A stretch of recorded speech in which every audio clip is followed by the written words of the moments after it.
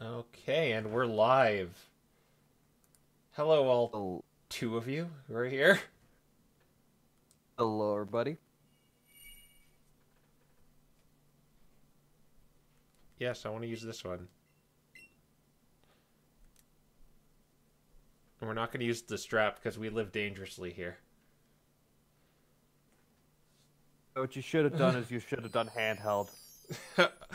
If I did, no one would. You'd just see a black screen. And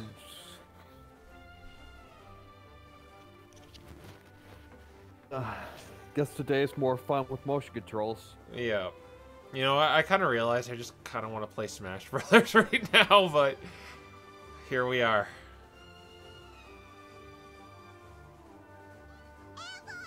Oh, and the stream health is yellow.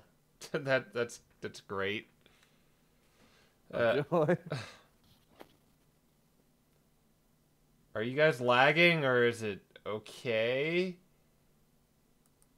I don't notice anything on my end, but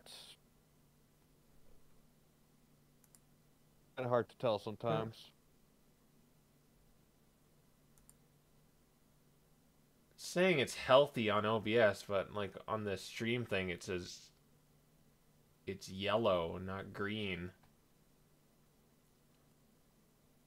For now, just go in the game, run around, and I'm sure somebody will mention lag eventually. Yeah.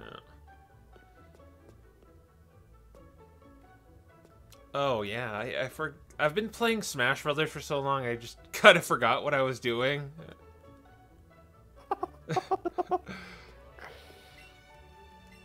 Let's It's Pokemon Yellow, so it's not that difficult to figure out. Fine so far. And play it? Well, that'd be like false advertising because you know, we got to finish. I started it. We've got to finish this game. It's false advertising, said the person who advertised Oracle of Ages and gave us this instead. Okay, we're going to Vermilion City. We're going to Vermilion City. Everything seems to be working fine. No, oh, it's green again. Yeah. So, has everyone been enjoying Smash Brothers? I mean, it's been out for over a week. And it's probably what most people have been non-stop playing. I'm guilty of it as well. Yeah, I've tried the online, and you know, I don't like the quick play thing because it always keeps sticking me in 4-player matches, even though I have my preferred rules set to 1v1. It just keeps sending me in like 4-player things. Okay, let's see if I can do a crack shot of this Jigglypuff. Do all I have is Great Balls? No, I still have 42 Pokeballs. Like granted, you're playing in with motion controls, so you might actually run out of Pokeballs, but at least I never ran out of Pokeballs when I was playing. The new moves. Well, don't they have like different movesets, the Mii's? You really want to do that? You want to play Smash Brothers the next hour? I don't know. Arenas are the best? Yeah.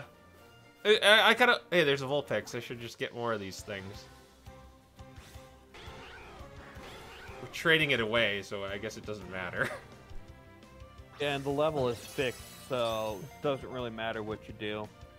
I don't think... The only thing I think that might change is the ability, and even then I'm not completely sure on that one.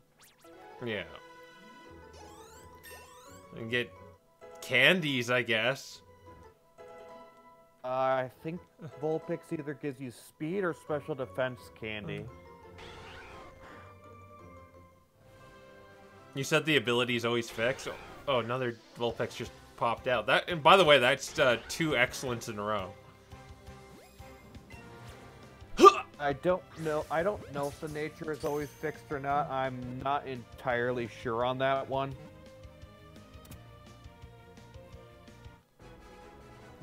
Would be a shame if I caught a shiny Vulpix. Alright, and we have to stop evolution because I subjected myself to this. Have fun with Koga.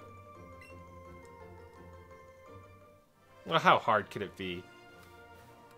There's something else. Oh yeah, there's like an Avra using Ultra Instinct somewhere around here. I don't know. I don't care about Avra. Do you still have to trade with Avra, or is there different means of getting your Alakazam? Yeah, you still have to trade.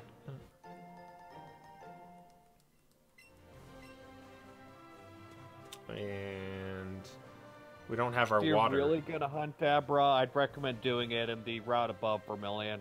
It's much easier to do it there. Yeah. You're not constantly walking up and down Letgas.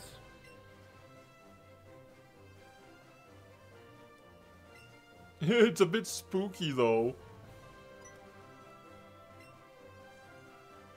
What the hell's he doing? What the hell's he doing? Did he? Someone get in that gas theme. Okay, why'd you have to go? How did a revive get stuck in my hair or wherever it was?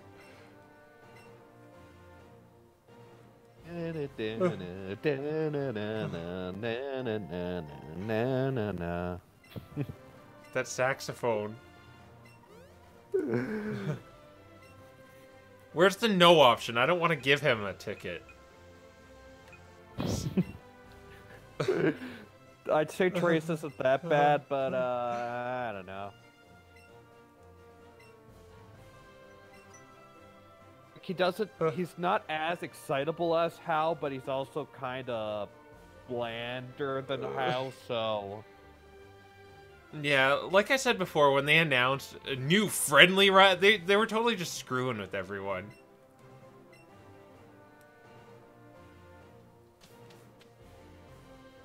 how long until the ship fix are made?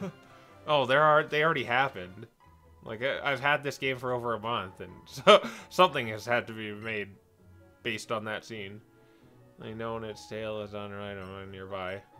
What if you have a Pokemon that doesn't have a tail? I haven't seen any, but that doesn't mean it doesn't exist, and I probably just missed it or... Just not going out of your way to find it. Oh, is you telling me that just because there might be, Yeah,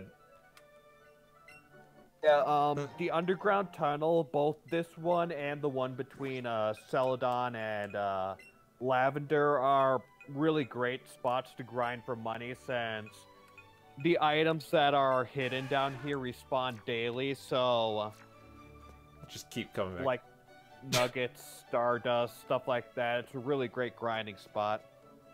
Look at the Squirtle, like, waddle. I'm going... Oh, wait for me! Oh. Dude, is it like hidden items or just ones out in the open? Hidden items. The hidden items are the ones that respawn. The ones out in the open are one-time things. You gotta keep an eye on your Eevee's tail. I found a potion. I think we've outgrown potions by this point, though.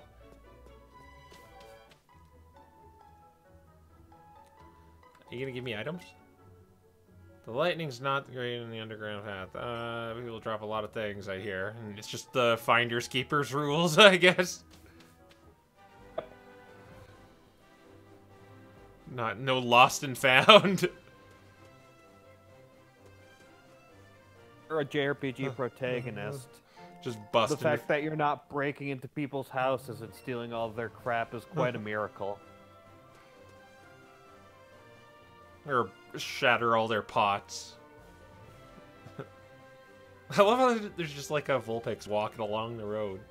It's kind of neat to see. Again, I mentioned it before, but stuff like that I really like the non-random encounter system for. Yeah. Like, it's really neat just seeing Pokemon wandering around the world, minding their own business, stuff like that. Like, Pokemon Ranger, interesting enough, sort of gives me the same feel when I play those games. Yeah, it's very much like kind of Chrono Trigger. Well, not the same as Chrono Trigger, because there's no, like, it doesn't go into a battle scene, you just fight on the map. They're kind of wandering around, but that's what I kind of liked about it. It's Chrono Cross that does that, where you see the enemies on the map and then you go into a battle scene if you touch them. I like Tales of games do that too. Yeah, Tales of games do that plenty. Why does his Eevee have different colored ears? This Eevee is, from what I see, his Eevee is almost different colored entirely. Yeah. It's just to distinguish your Eevee from that Eevee. I guess so. Though it's on a different side of the map. The Tales series has been doing non-random encounters since Tales of Symphonia. Yeah. Hasn't stopped. And Zestiria tried to have the encounters actually take place in the same room that you, but that caused the camera to be really wonky in certain areas. Yeah, I could sort of see it that way. For 3D games, anyway. Like, the dungeons, if you encountered a monster in the wrong spot in Zestiria, the dungeons could be really annoying. Just like the camera go through the wall and stuff. Like, I remember there was this one time where I was fighting an enemy that was, the battle was taking place around a doorway. So, like, some of the enemies would hide behind the door and start casting spells at me. Eevee's getting a little high above your, the rest of your party, by the way, so you might want to rotate. Yeah. Okay.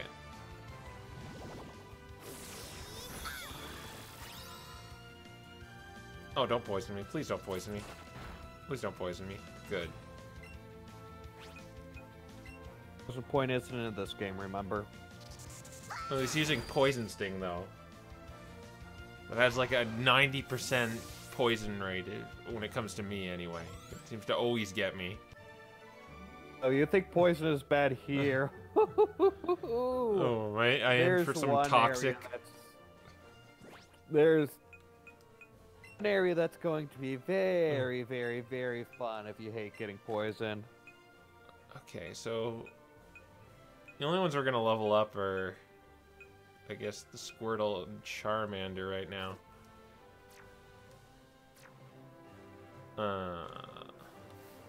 Oh, right. There is... Walter, that is kind of slight problem with the shift is, like, the grass is, like, random encounters, the grass is still formatted in the Gen 1 level design, which causes a massive disconnect. Hey, there's a Pidgeotto there. You can find Pidgeotto on this route.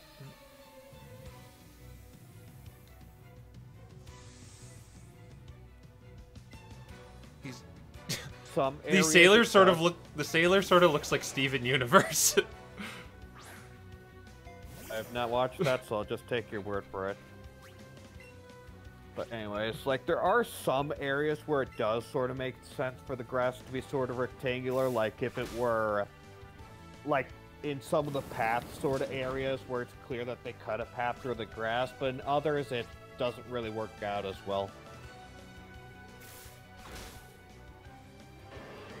Where do you think they'll kind of go from here? I think the only thing they could do at this point is Pokemon Open World. And I don't think they'll do Pokemon Open World. Granted, I could always be wrong, but I don't think they'll do Pokemon Open World. I don't know. I'm just kind of hoping they just keep non-random encounters in the next game, considering Pokemon's kind of bad at keeping their good features. Yeah.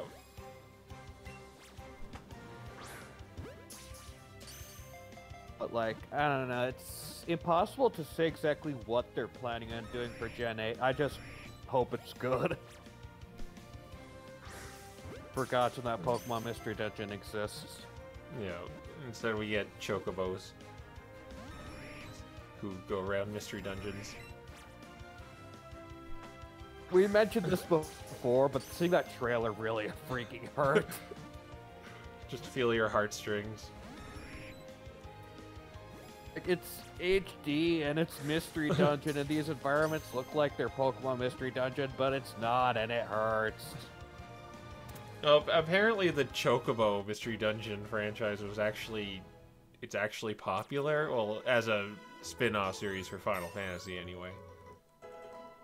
I mean, I heard it's mostly been in Japan until recently, and like the game that we're getting is the remake of the only game ever released in America, so it's probably one of those popular in Japan sort of things. Yeah. Shadow Dragon, for Fire Emblem, Shadow Dragon never came out as a remake, right? I think it was Shadow Dragon that came out as a remake, but New Mystery of the Emblem didn't. Ah, right, okay. I think the only Fire Emblem game that hasn't, I guess there's a few, but the one that should have a westernized version is a Binding Blade, which is Roy's game. But it never got. Surprised they haven't done that yet. Yeah. Considering how, like, popular Roy is. Just for being in Smash Brothers, by the way. Yeah. It wouldn't surprise me if, like, the next Echoes game is going to be... You can't double battle these guys, by the way. Yeah. I was hoping. Double battles are not allowed. The rules say one at a time! This route actually peeved me off, because there are two areas that clearly in any other game would be double battles. Yeah, I saw that. But they specifically made both those areas single battles due to, like, in this specific encounter, if you are in the exact center pixel between those two, neither of them will actually encounter you. That's actually kind of interesting. Yes. Sounds like some speedrun strats. One pixel where they won't do that. Oh, right, I got Scald. I can teach Scald to this Squirtle. It's actually a really powerful move to have at this point of the game. Yeah, unfortunately my Squirtle couldn't use it because I got, like, high attack IVs and attack-oriented nature, whereas my special attack IVs sucked. So I had a physical Squirtle. You could use, like, I don't know, Aqua Jet on it. There was no Aqua Jet or Aqua Tail in this game. Oh, right, yeah. I was left with very little options. Luckily, its Mega Evolution caused its special and physical to be closer, so I was able to use its Water-type moves just fine then, but my options were unfortunately limited for Squirtle. Yeah. Echoes 2 is going to be binding... Well, it definitely should, because if you don't go on the internet, you will not know who Roy is. Yeah, I'm probably guessing Echoes 2 will be Binding Blade. Like, maybe Binding Blade and Blazing Sword together, though the logistics of that would be kind of difficult. Because they're supposed to be kind of played together, because Blazing Sword is the prequel. Yeah. But it's our kind of first Fire Emblem game, so it's weird. Where's my TMs? In the TM pouch. Yeah. Yeah, I could imagine them maybe doing, like, a Binding Blade, Blazing Sword sort of remake of both of them, and, like, some of your parentage stuff in Blazing Sword part will lead over into Binding Blade. And put some new characters and new children, because they love doing that. Characters in Echoes were pretty good. Like, Berkut was one of the best villains in modern Fire Emblem. Yeah, I really liked... Though she didn't really contribute much to the plot, I liked Faye. I liked Cliff.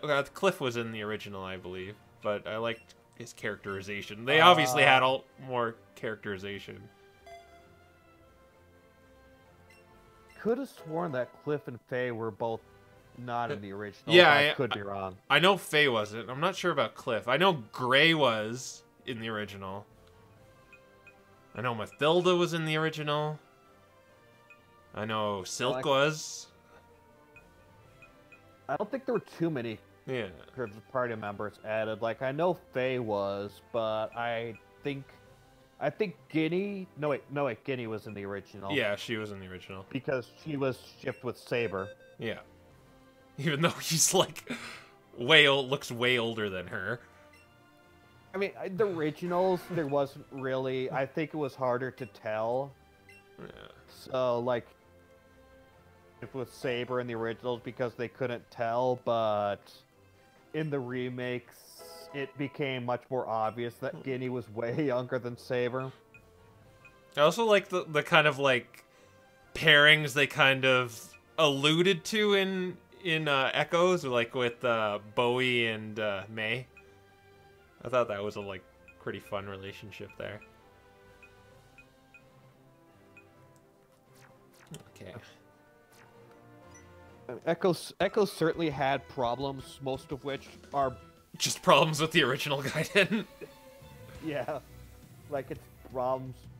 Exactly, it's problems where basically that it carried like a majority of the map design from the original Gaiden, and the map design of the original Gaiden just sucked.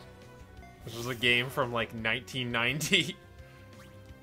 But a lot of the stuff they did with it was really great. Like I consider Echoes to be the best of the 3DS Fire Emblem games. Yeah, it definitely is. And it has full voice acting too, like everything. Like leveling up. Even when they get crappy growth, they voice act that. Ah, yes. Which I heard quite a bit from my Cavaliers because for some reason I suck using Cavaliers in Fire Emblem. Well, it's usually the Cavaliers that have the crap. Well, most of them anyway. Not that they have crap growth so much as Cavaliers have very average growths. Like they're supposed to be generally good at everything, but since growths are percentage in Fire Emblem, being good at everything usually means that you're mediocre and are going to most likely be RNG screwed. Unless you're a trainee, that means you suck at the beginning and then you're just a god at the end. Well, you could get bad growths, but it's not that likely. Yeah, those extra levels really help, but like, when it comes down to it, like, I acknowledge that Cavaliers are usually a very good class. I just always, every single one of my Cavaliers always have just terrible... Then they start falling behind massively. I really liked Alm's like promoted armor. He looks so badass in that. Celica's is all aight, but Alm's looks really cool. I mean, it is interesting because like Alm and Celica's sort of promoted artwork and stuff like that really show the difference between the two of them because like. Do you know about the Dong armor? Yes, I know about the Dong armor. You know, in Fire Emblem Heroes, they kind of did like a throwback to Celica's old Fire Emblem Gaiden kind of attire. Yeah, and I'm very aware that a lot of people were asking for Dong Marth, or not Dong Alm after that. Okay, I should put some context as to what the Dong armor is. God,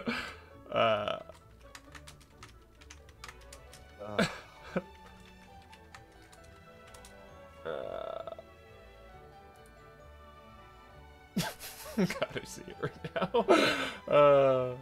Let's put that on the... Okay, let's take a look at the original Fire Emblem Gaiden artwork.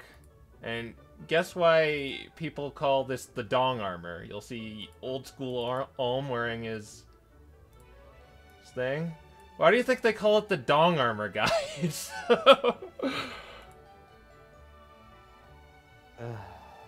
I'll leave that up for a few seconds. Why is that called the dong armor? Anyway, enough dong armor. Anyways, back to what I was saying. Gonna brush that away. Alm's promotion makes him more heavily armored, more battle ready, gives him a shield and stuff like that, whereas Selka's promotion makes her look more like a priestess, makes her look more regal. Yeah. Which sort of shows their differing philosophies and their differing approaches to ending the war. Yeah. You actually know, like, when Alm does the finishing blow, the shield toss he does, is actually in the original Gaiden as well. Yeah. It's really cool they put it in there. Just remember, throws like, that, yeah. I remember when I saw that, I was like, whoa, that's kind of awesome. Just whips away his shield, double hands the falchion, and just drives it. He pulls a Ganondorf. Wind Waker Ganondorf. Right through the head. You gonna talk about your Ponyta, Mr. Chairman? Yes. If you, I think one of the people in here, if you have a Max Happiness Eevee, you can get the Evolution costume, so you can dress up your Eevee as all the evolutions, including the ones that aren't in this game. Hint, hint. All like what? Wait, is 1, 2, 3, 4, 5? All 5 of them that aren't in this game. I really like the art in the background. Looks like trading card game art. What it does. Well, except for the guy sitting with the, oh, hey, that's a picture of a guy sitting with Pikachu and Eevee. Well, I that would not notice that. When that I would played be the game. That would be like a supporter card, so that could be too. You want to see my Eevee? He's talking about his Pikachu's adorable tail. It's the chairman's wife if you have a Max Happiness Eevee, or someone around here, if you have a Max Happiness Eevee, you get all the evolution clothes. I don't think it's at Max Happiness yet. Yeah, you can, well, you can't yet, but, you can check what your affection is by, Mister. Tell you what your, Pokemon's happiness is at.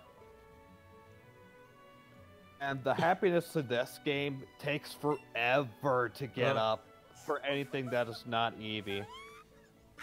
Oh, I guess because... Oh, okay. High five. Okay. Oh! You got to close up, Eevee. Is that good?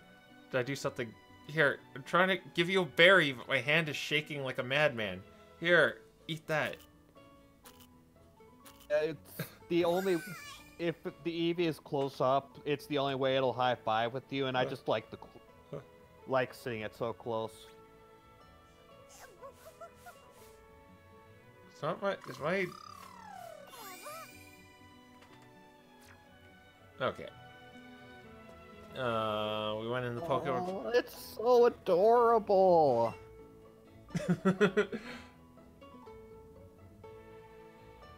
When I first read it, I thought it said Eevee has a big gun.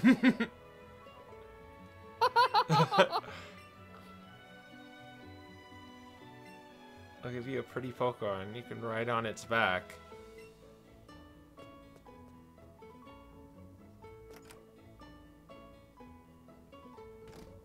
Hey, is that ducks? Yeah, it's ducks!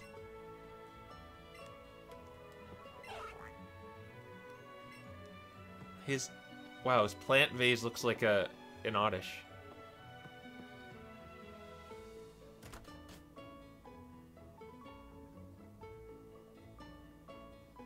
Oh right, we can't cut. Hey, could you do me a solid and just cut that? Really? First, you have to go onto the cruise ship where something shipping. Huh, we're going onto a boat. That isn't topical at all. Oh, what is it, Squirtle? You see something. See, I wish he'd go like, Squirtle. I hate... Just a Machop sound, like the Machop over there. It's just like a different pitch. Well, we could go and... Oh, you see something else? Do you just like the water? I think your Squirtle has OCD. He just keeps running away looking at plants and the water. Wait, I'm wondering what's in that house near Route 2 now, that the Farfetch'd is somewhere else.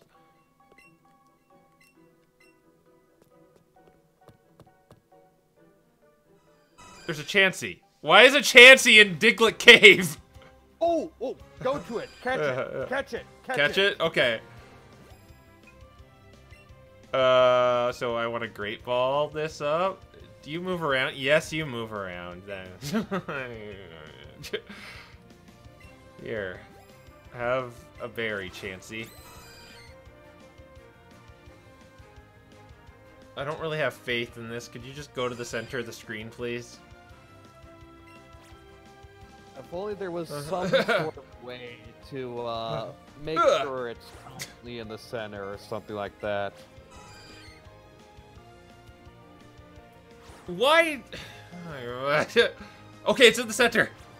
Yes. Ugh.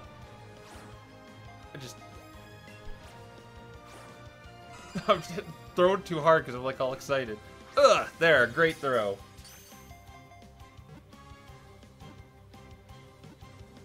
No, it busted out.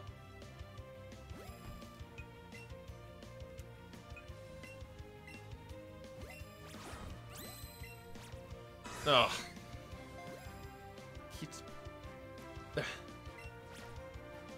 Excellent! Yeah!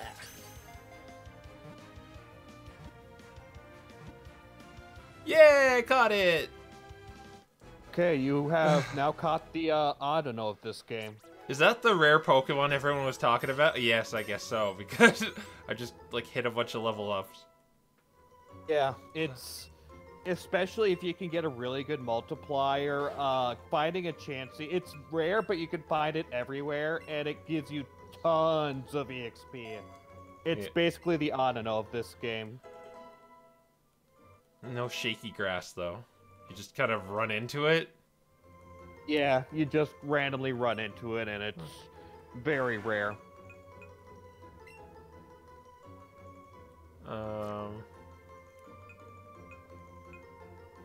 It's totally worth it. Like, they have a very low catch rate, but it is totally worth it. Just because they give you such good EXP. Everything's like leveling up. It's kind of annoying. This Clefairy I'm not going to use. Now I have to mash B.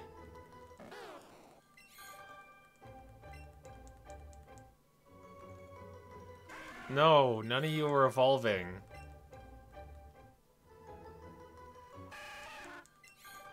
Suppose that is a slight problem. Well, they won't be leveling up like as fast later game.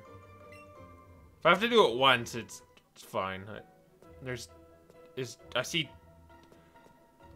So is that that Diglett Dig, Trio ingrained in everyone else's mind after that stupid episode of Pokemon? Yes, but I wouldn't recommend going through Diglett Tunnel right now. Okay. You'll have to go through it later after you get cut. Alright, so I'll go back.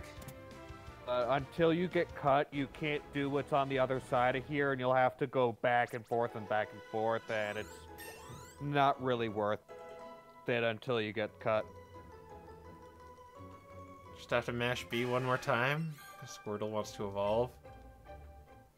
I think there's a roadblock anyway, because I see a guy just standing there.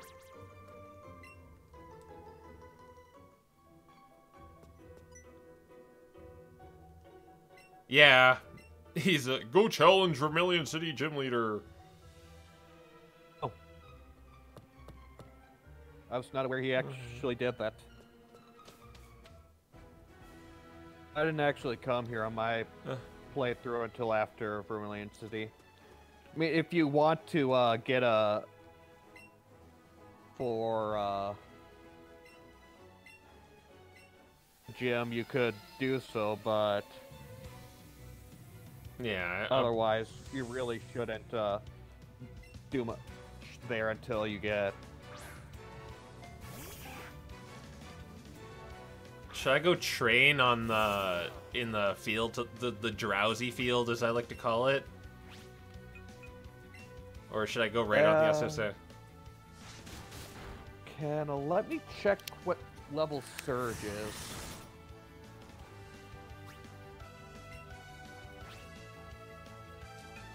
I'm gonna save this like Eevee special thing.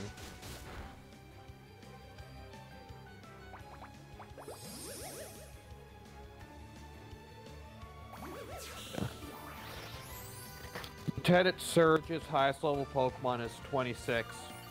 Oh wow, that's actually, well, Bulbasaur is 23. If you don't want to end up too over leveled, then Go to the SSN. yeah. Okay.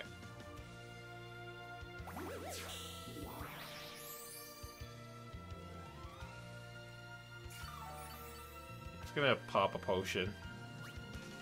Not gonna use them anywhere else. Just let the leech seed do its thing.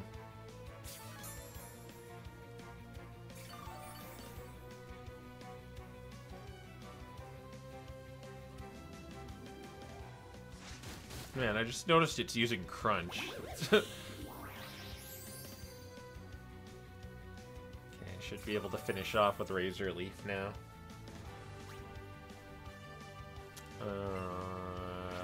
Razor Leaf!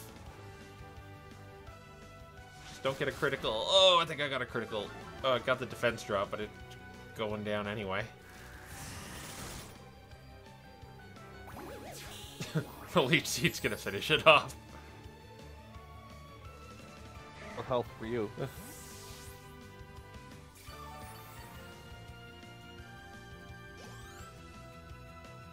I'm training up the Bulbasaur because that's kind of like the only thing on my party that will resist it.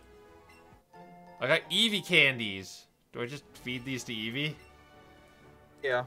Okay. Well, so what am I gonna feed it to? Squirtle? It gives +1 to all its stats, so it's not ideal if you want to min-max, but it's pretty ideal if you want to just get all of its stats up. Does it... Well, let's just give the Eevee a bunch of, ideal ones. So... we probably want, like, its speed up, so...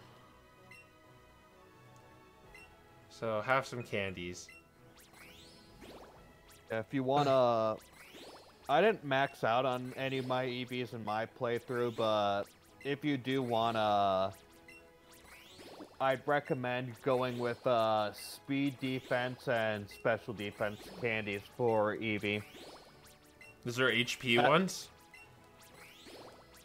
HP ones? Maybe. Kind of get a better bang for your buck, because that just adds to its overall bulk with, Yeah, true. But yeah, generally, as I said before, late game, your Eevee's not going to be KOing anything no matter what you do. Oh, there. So you wanna make it fast and able to take hits. Yeah, there is HP candy. Okay. So I probably don't want to give it the the Eevee candy then. What the large and XL do is that, as you sort of, it'll eventually take more and more and more for it to gain one EV in that stat. Yeah. But the L and XL candy will do it for much less, but they'll only do it for high-level Pokemon. Yeah, that's what I saw it taking more and more as I gave it to it. Okay, on to the SSN we go. I hate that we have to use Bulbasaur because I know there's Tentacool there, and Bulbasaur doesn't like Tentacools.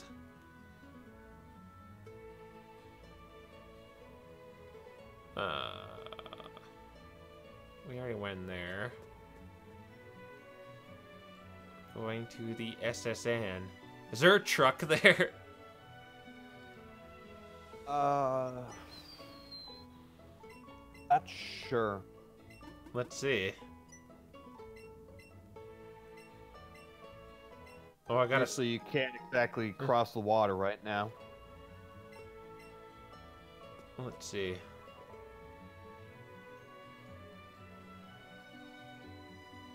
Oh, there she is. Nope, there's no truck.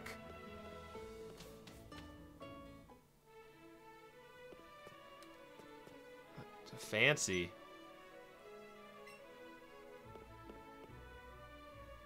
Hey, there's Blue. Ba ba ba ba da ba da da.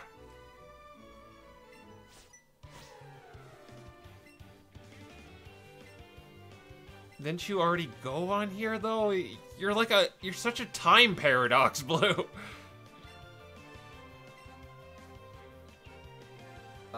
Blue is totally a faller. Chalor Sable.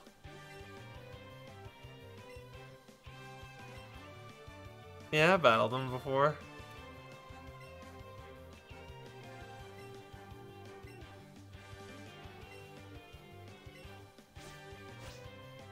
Why don't you say smell you later? I think I mentioned this before, but it's implied that Blue just went on his own adventure. What's happening with yours? And like, there was no Team Rocket, there was no nothing. He just went on his own adventure a long time ago, and he just happened to be going through what was normally his adventure now. It's really weird, and it made that Blue's character development and character flaws all happened off screen. This woman thinks I'm a waiter. She thinks like some kid is a waiter. She's delusional. I mean, to be fair, in what the hell? There's like a Wigglytuff on the bed. Poyo Poyo! I thought you said it was a Wigglytuff on the bed, not Kirby.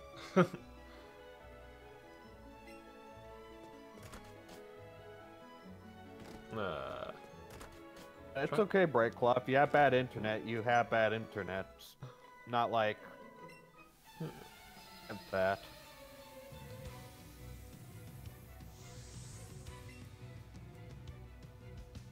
Oh, Jesus, Pidgey? It's gonna be easy. Oh, wait, I have Bulbasaur. No, it's not gonna be easy. I was waiting for you to figure that one out. Well, tackle Bulbasaur. Not even do half. Oh, I used Mirror Move, so it's just gonna tackle me right back. Pidgey learns Mirror Move pretty early in this game. So we should just use Razor Leaf, because then I'm quad resistant. Oh, Roost! That... Okay, It actually helps you. That removes its flying type for, I think, a turn or something like that. On the turn it used it, so it's back to a flying type when it goes back to my turn if I'm faster than it. Which I am. Let's just have this Pikachu that I'm not really using.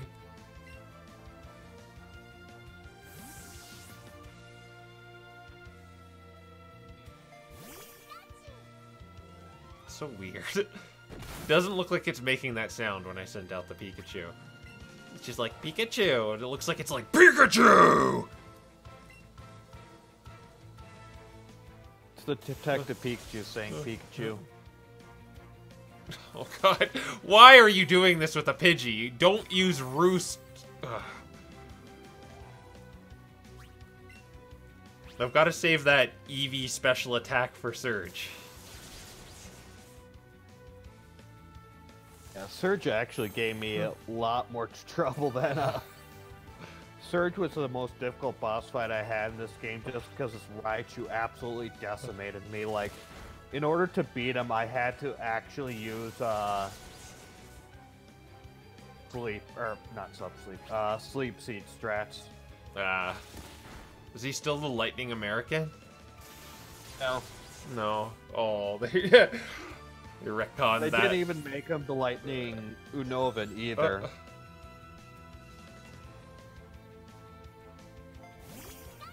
And then you send out Pikachu. I think so. I guess it's back to Bulbasaur.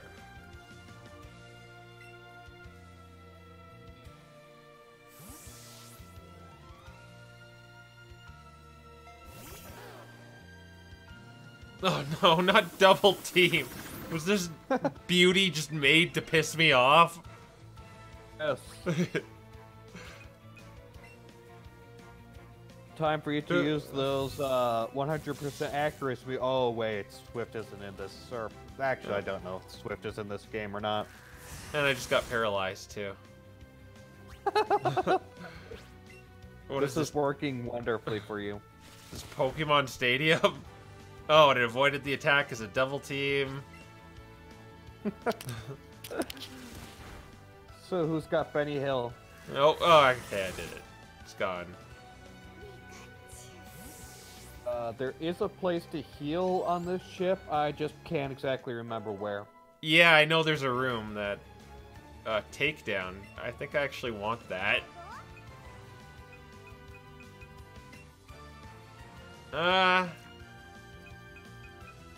Or do I? It's only 90. Could teach it to Eevee.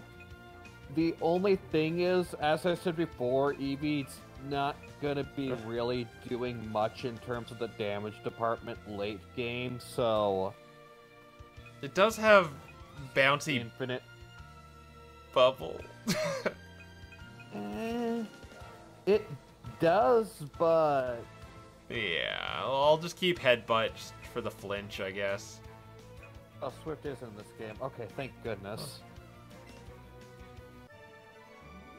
I hate you, Nikki.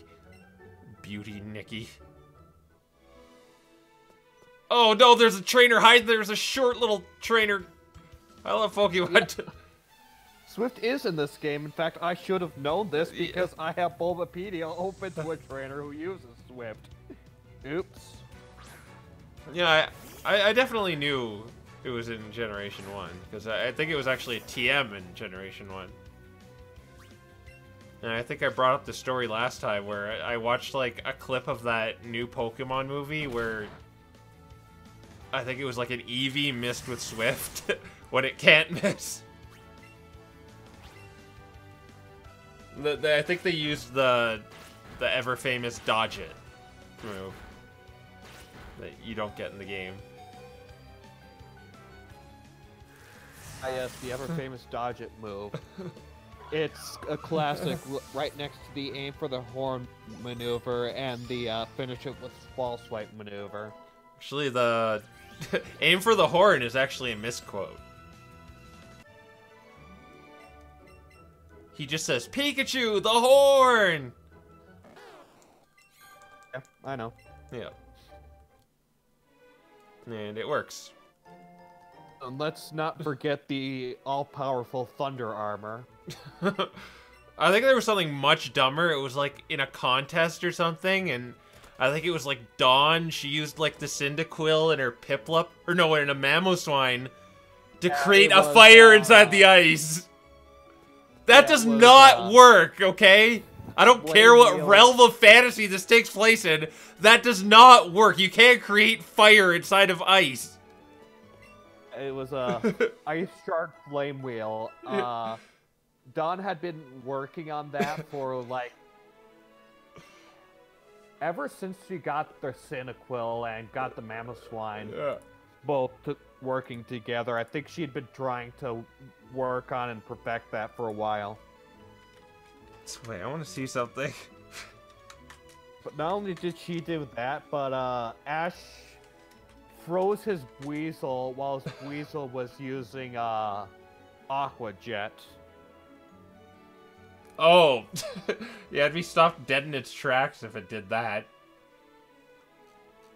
Like I'll give the Diamond and Pearl series credit for trying to think of like what combination moves, what sort of double battle shenanigans they could use, but some of the stuff they did use was interesting to say the least.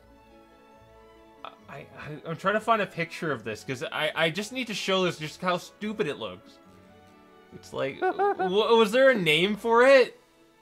It was like, I think Flame Wheel Ice Charge was what the combination was, or maybe it was Flame Wheel Ice Beam. I'm not sure. It's been such a long time.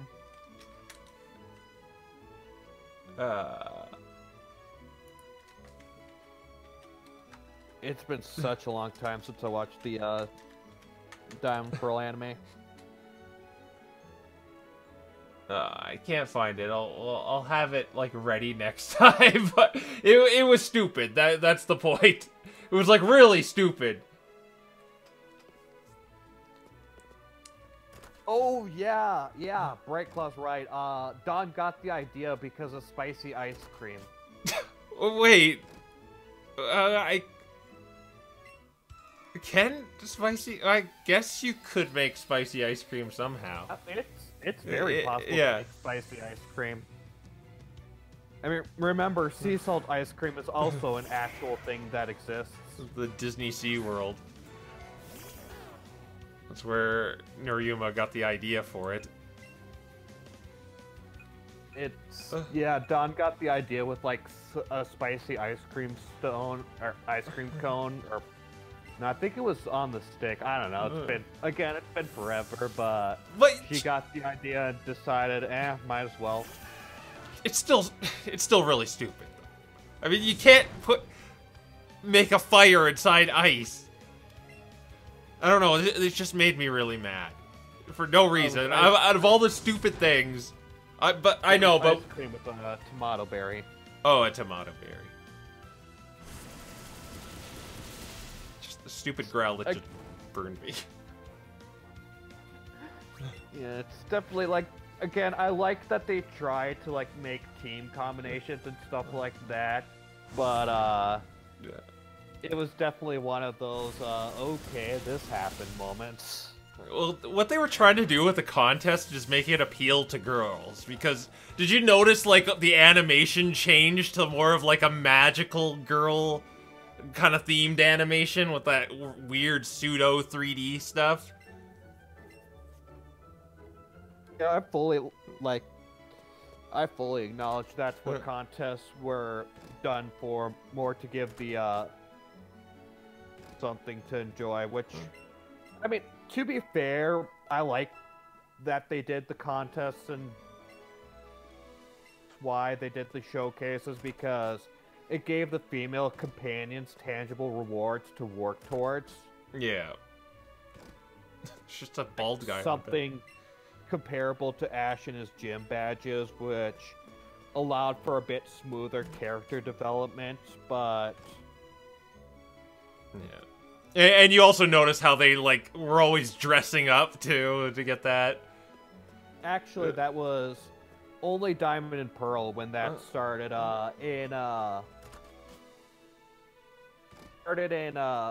when they first did Pokemon contests in the advanced generation. Neither May nor Ash, whenever he decided to participate in one, dressed up. It was only starting in Diamond and Pearl when they actually started dressing up for contests. Yeah, then it kind of became the standard for like X and Y. Yeah, they were always like frilly. That's what I kind of didn't like. Oh, it's Looker. What was kind of funny is most of, like, I think it was May's rival were guys? I remember, like, some of her rivals were guys. May's rivals were guys. Like, I don't think May had a female rival. Like, the only rivals I remember were Drew and Harley. Yeah, those were the two I remember. That weird cacturn guy and that kid with green hair. What are these guys, robots? They're just, like, moving left and right.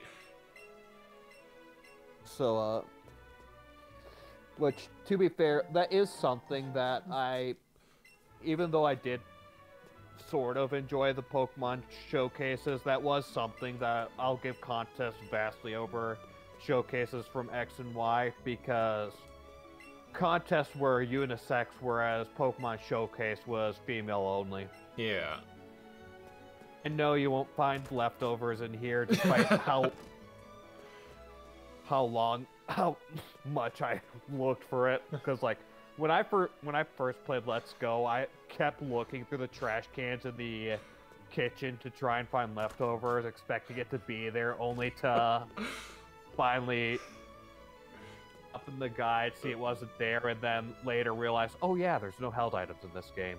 Unstoppable was right. The bald guy right here is doing the draw me like one of your French girls, and it's a very, very fitting, too, since we're on, like, a proxy for the Titanic. Although it's more of a proxy in the anime than it is in the games. Ascribed to the SX Cactus being the SS Hand theory. My partner, Machoke, is super strong. He has enough to even shove big rocks out of the way as if there were nothing. You go, blah! Yeah, you do. He's flexing. Before you reach the captain, I'd recommend making sure you've explored the entire ship. Yeah, I know. I'm very red, blue, and yellow savvy. I know it goes away. No stone unturned. Leonard! Okay, finally, something that Bulbasaur could beat up, but Slowpoke has defensive bulk, so Razor Leaf isn't going to do that much, even though it's super effective. Great, unless we get a critical hit, then it's all fine and dandy. I mean, it's a Slowpoke, what's it going to do to you? It might confusion me, which it did. Oh.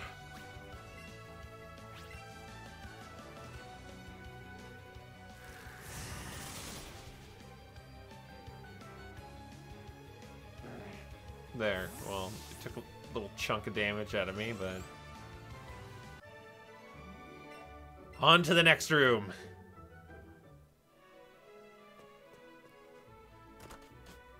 Every nook and cranny, exactly.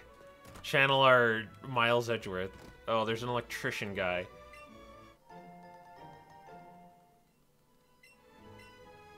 If I remember correctly, they had like a really weird sprite. I want to see what it looks like in 3D.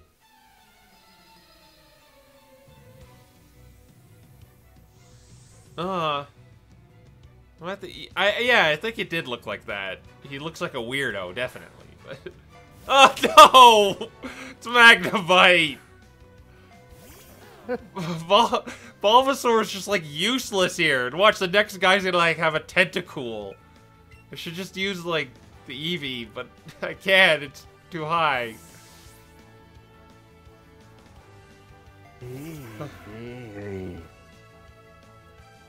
And that was my attempt at sounding like a high Eevee.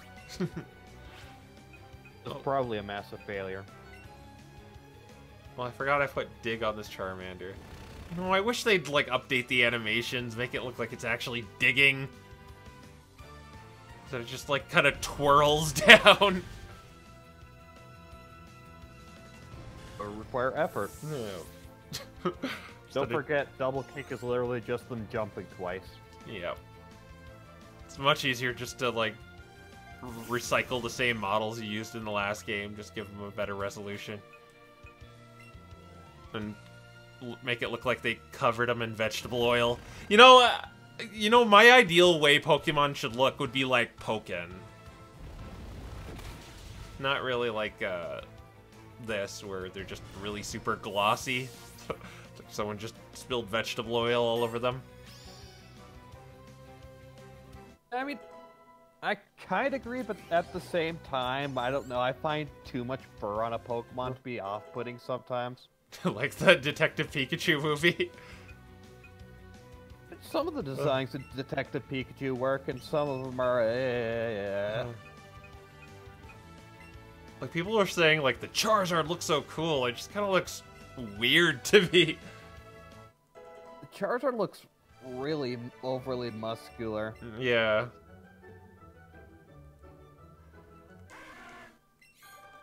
I think we were talking about this last night, how, like, it ruined everyone's childhood when they found out Charizard is only, like, 5'7".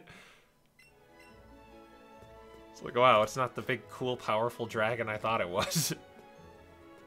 That would require me to have been, Gen 1, so didn't ruin my childhood.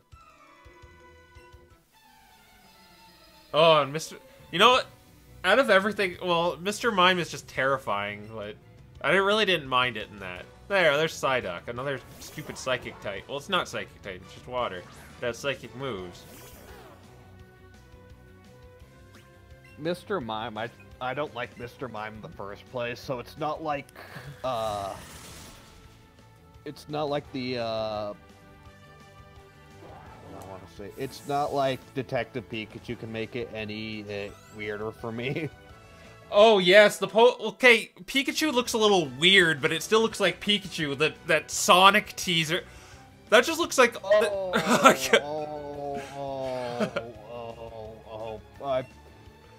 Vito, let's pretend that never exists because I'm trying to pretend it doesn't exist. No, we need to talk about it.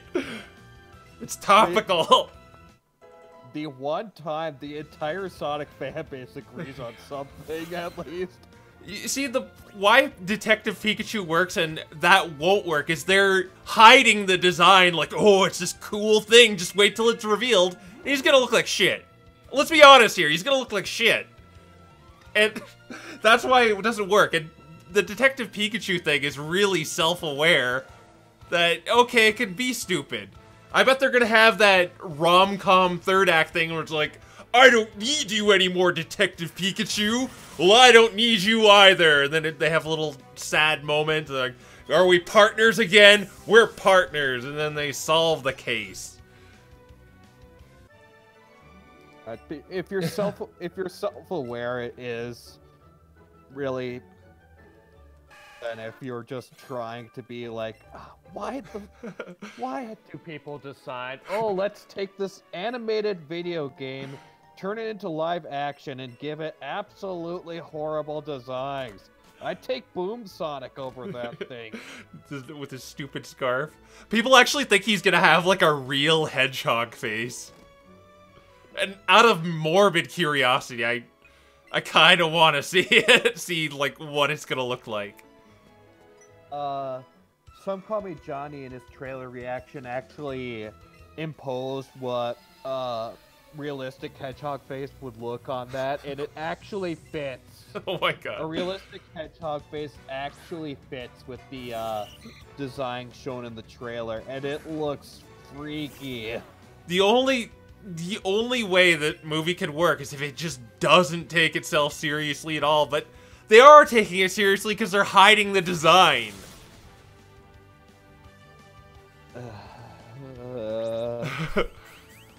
At best, it just has to be extremely campy and corny. Yeah, just because there is no freaking way that But they're not, because it's from the director of The Fast and the Furious. Yeah.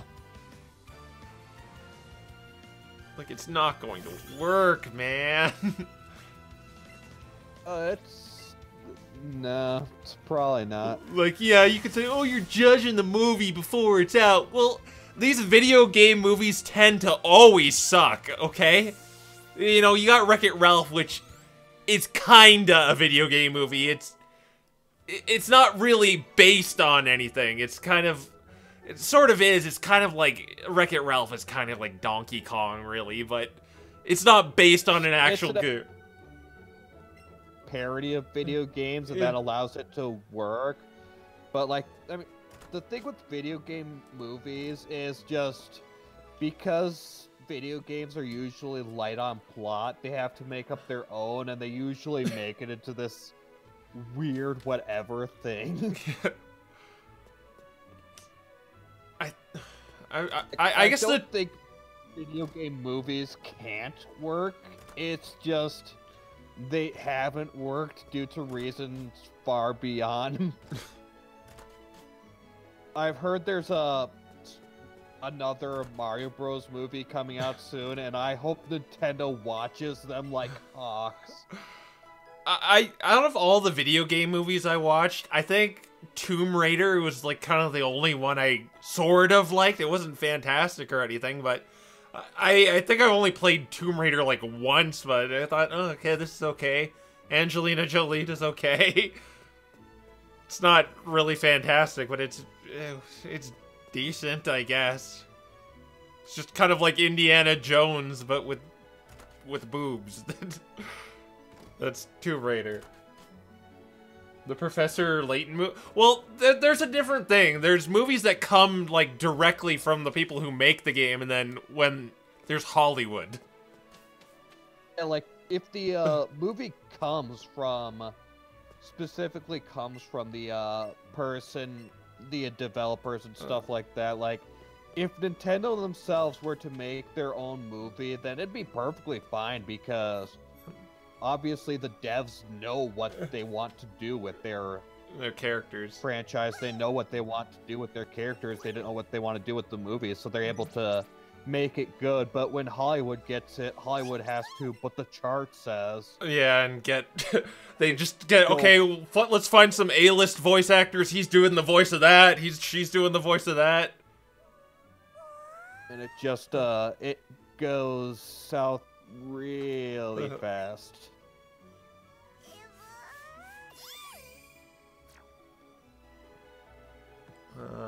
Oh, some more sailor men want to battle me. Let's do a little jig.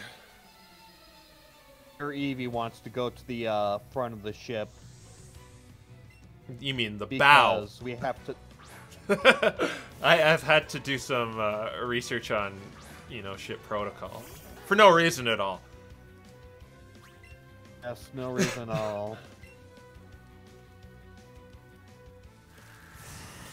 Good. I have to go to the front of the ship. Oh, you don't have to, but your Eevee wants you to, and increase happiness. Might as well.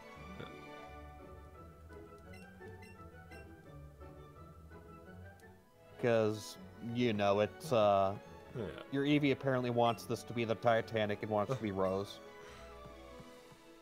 Just hold it. I don't think that would work. I don't think I could make Eevee fly. It'd look more like the Michael Jackson dangling the baby, if anything. Oh yeah, they're remaking that too, because Disney's got to have more money. People said that Lion King remake pisses me off so much. Gotta reach into the cookie jar of like treasured animated classics and let's just fill them with 3D Uncanny Valley animals. It's like Disney. And what's a shame is even if it sucks, even if it's terrible, it's just gonna do well because of the name alone. Yes, that's the worst part, and it's probably going to suck because Disney hasn't exactly impressed me with their live-action lineup so far. Yeah, they have all been bad. The only one I kind of sort of liked was The Jungle Book, but even then, it's like it was the Uncanny Valley animals that kind of threw me off. And Lion King's gonna be all of that because there's no people in that.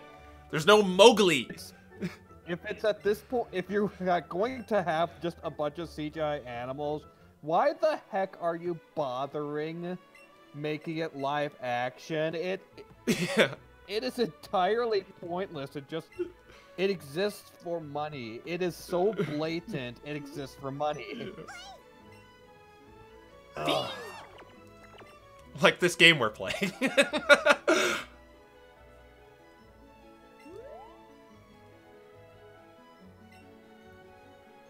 Eevee likes the view.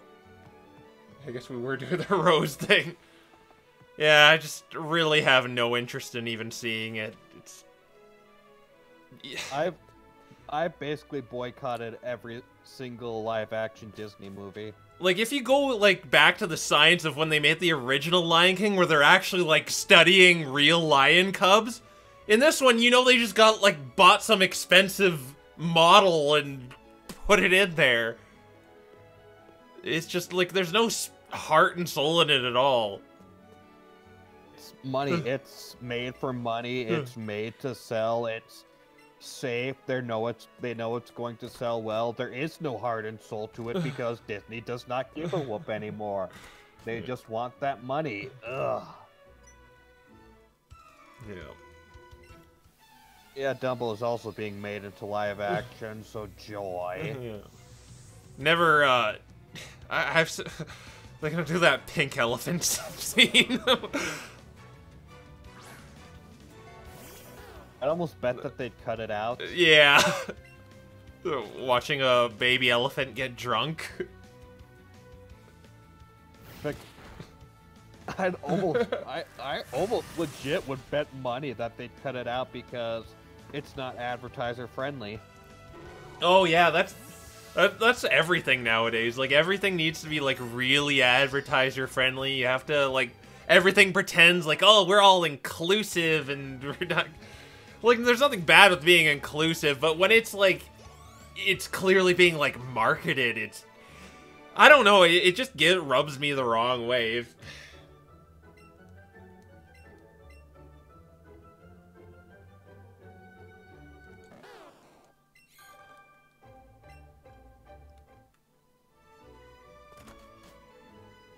The trailer for Dumbo or The Lion King? Because for Lion King, it's just the frigging Circle of Life opening, but with 3D Uncanny Valley animals. I haven't seen the Dumbo one, so I can't really comment on that. I haven't seen any of them because I'm not bothering. And it's like, oh, they got James Earl Jones back. Well, so what? He's just gonna be saying the same lines again. I want to hear an older James Earl Jones talk again.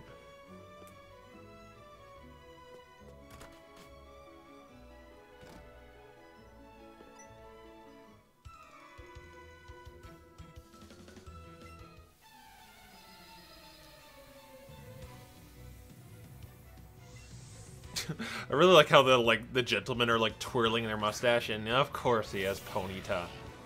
It's like nothing, like I thought I'd be facing a bunch of water types on this stupid boat, but it's been like the contrary. It's been like everything but.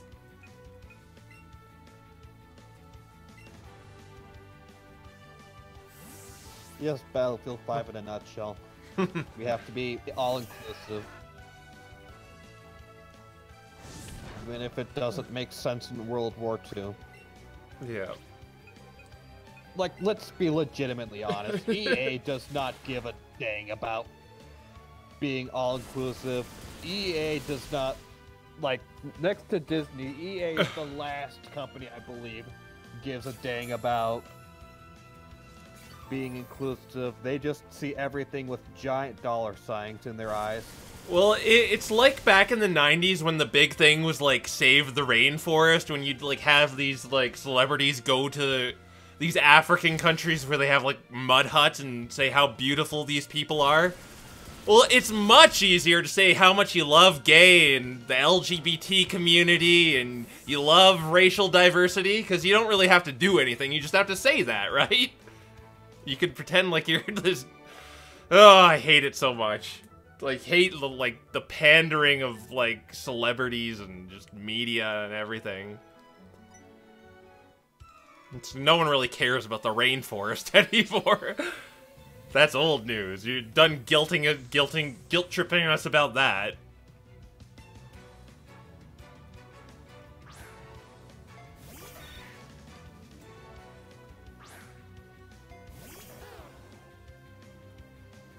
Oh, the trailer is definitely always the...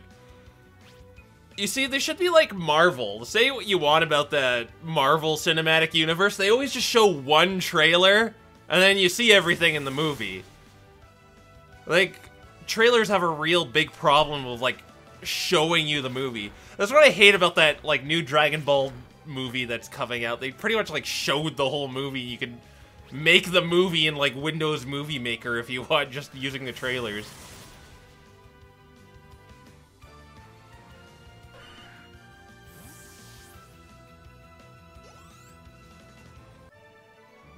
Definitely.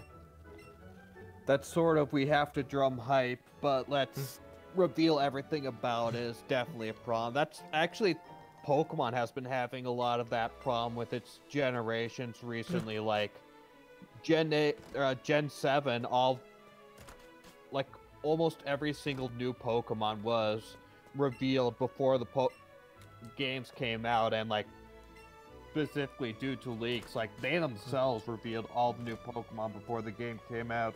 Yeah, it really has that problem. They should, like, keep a tighter lid on it. I mean, a lot of other companies do. I think Pokemon should probably, like, here are the starters, like maybe their second evolutions, here are the legendaries, and here's like a handful of Pokemon, including like what the version exclusives are. Yeah. And then there you go, and I'd save. Oh, oops. I didn't save. Does he have Eradicate? Does he have Eradicate? I can't remember. Oh, you know, I kind of hate this guy because he has his pants tucked into his socks. I know that's a petty reason to hate somebody, but I just noticed it now. He has his pants tucked into his socks. That's a detail I've never noticed. Okay. Bulbasaur. Just useful against nothing. Let's get Ya Boy out here to clean up this mess.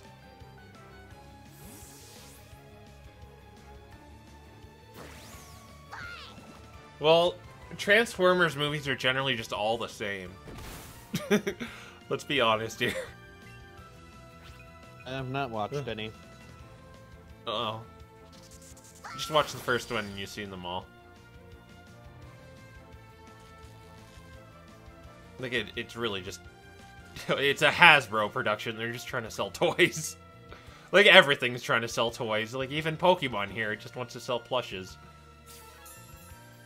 That's the problem I had with Alolan Raichu, because Raichu, to me, has always been, like, Pikachu's, like, cooler older brother, and they just declawed him with the Alolan one. They turned him into a plush toy.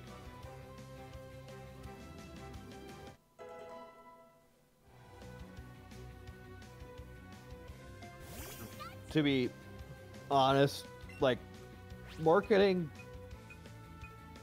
it's understandable, but, like, there are a lot of times where, like, if it becomes blatant, you really dislike it. Like, that's something that actually has been peeving me off with the, granted, there are a number of things that peeves me off with the Sun and Moon anime, but that peeves me off with the Sun and Moon anime is just how blatant it is, and that it's blatantly there to, be an advertisement for the Pokemon games. Like, oh look, here's Lusamine, she's the main thread of the series. Oh wait, no, there's this Ultra Necrozma thing that we have to worry about, that's the main threat. Oh no, here's this Pikachu that has with these Pikachu with all these haircuts. Oh, and now there's this Eevee that has this hairstyle and to side character, and it's like, geez, are you going to be any more blatant that you're just here to sell stuff? And then Reverend, like, even they were doing it forever. Like in Diamond and Pearl, Dawn got a Cyndaquil just as Heart Gold Soul Silver came out. Well, not only did Dawn get a Cyndaquil, there was an entire thing with like Ethan and Lyra being in Sinnoh just to advertise Heart Gold and Soul Silver. Yeah. I think it was partially thanks to that like the gap between the 7th and 8th badges was such a long gap. Yeah, boy is happy she kicked Zelda's ass. It's kind of weird calling him Zelda. Here, I have such a hard time doing this. Ugh. Eat the berry. The Pompadour Pikachu. Oh yeah, that looked ridiculous. And again, I dislike that Pikachu Valley episode in general. Just because, oh, Ash's Pikachu sees all these female Pikachu and things. Oh, I'm suddenly the cool guy in the group because I think all these female Pikachu are in love with me because that totally sounds in character to Ash's Pikachu, right? Yeah. Just have the moment of stupid so you can have a plot. I can remember all the time Ash's Pikachu was totally got a big head because of the females that was interested in him. It happened all the time. How Ash is totally willing to throw a hissy fit when his friends want to go off and follow their own dreams. Like, do you remember that hissy fit when his Butterfree wanted to go off and find a mate, or his hissy fit when he let his Pidgeotto text a bunch of Pidgey, or his hissy fit when... Secret technique! Yeah, it's totally often and totally not just something brought in to introduce drama. Yep. Oh, what was I gonna say? Are they like in like some post-apocalyptic future in the Sun and Moon anime now? I don't think so. It was like they're in some like I saw some like related videos about it. Oh, I think that's like the Japanese version.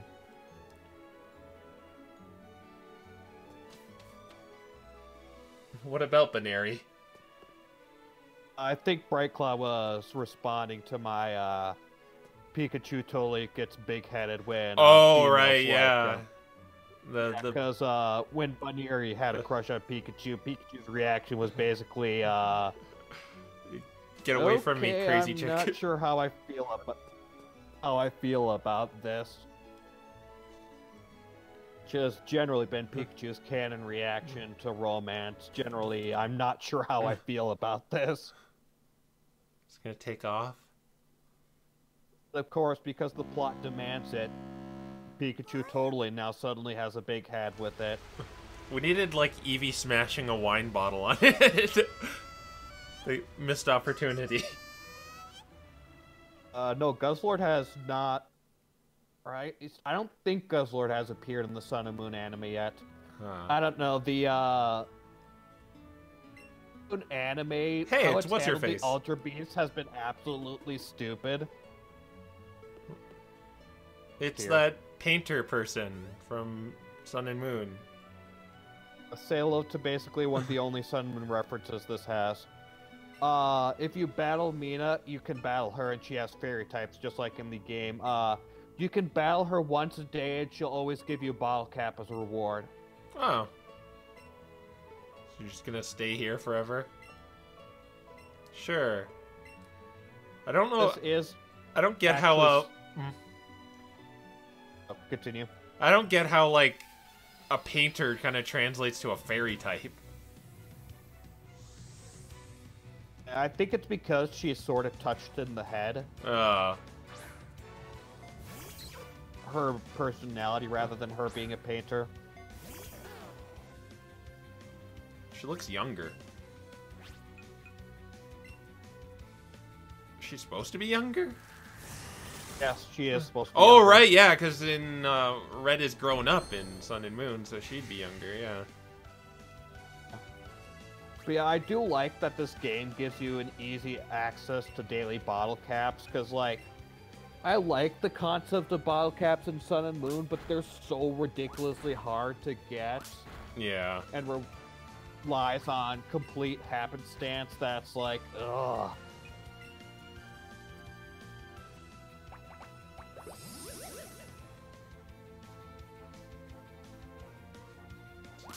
This thing is smacking me. It's like, I'm not going to be playing this game competitively at all, but it's at least somewhat nice. Yeah. Fine, tackle. To be fair, Brightclaw, in that series of episodes, Oshawa was also trying to go after Meloetta, so I don't think it was crushed for too long. Yeah.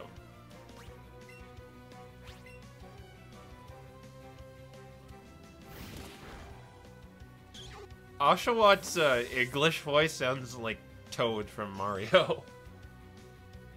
I kind of noticed that. Oh no, creepy Mr. Mime. I didn't watch enough of the anime to really get too much of a gauge. Like, I know its personality, but I can't really remember its voice actor that much.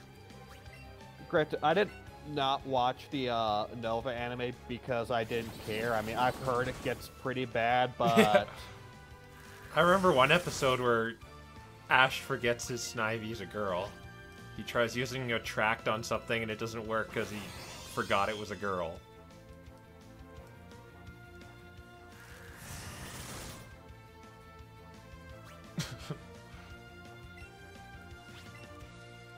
It surprised me. Unova Ash was an idiot.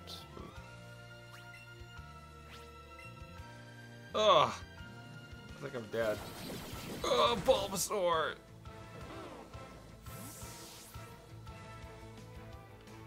How about, let's do the Charmander. Oh yeah, and you get the weird Sonic 06 Ash with the Latias from the movie.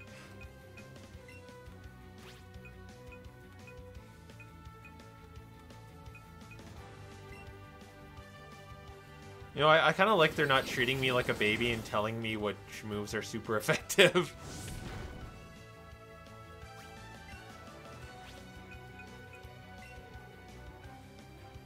This Mr. Mime is kind of rocking me. It's nice to have when, like, because, like, there are 400, wow, you're getting wrecked. There are, like, 400, there are 800 Pokemon, so it's hard to sometimes remember specifically every single type matchup, so it's sort of nice for that, but it's something I have mixed feelings off with Sun and Moon. Yeah. When I kind of, like, don't like the Pokemon, and I just don't remember their type. Yeah. Okay, time to use my secret technique. Yes, I'm coming. Yes. Don't worry. Might want to heal before you go into the gym. Yeah, of course. Let's go to the Pocket Monster Healthcare Center.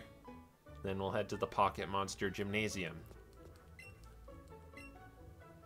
Yes, and the Chikorita Bayleaf had a crush on Ash, too. Some weird relationships. People wonder why I don't take romance in the anime seriously. Yeah. Obvious. Yeah, the little line I never remember the weaknesses for.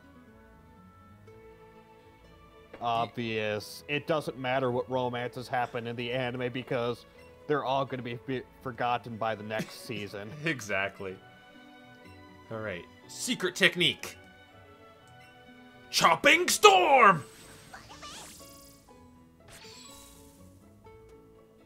Or in Sun and Moon's case, they're all going to be forgotten within 3 episodes later. Does he still go to Pokemon school? I haven't watched the Sun and Moon anime. Yes, he still goes to Pokemon school. It doesn't matter that much in the plot, but it's still a thing. Yes, I can play Smash after the the gymnasium battle. So did they make this easier, or is it just all random still? It's sort of easiest, sort of not.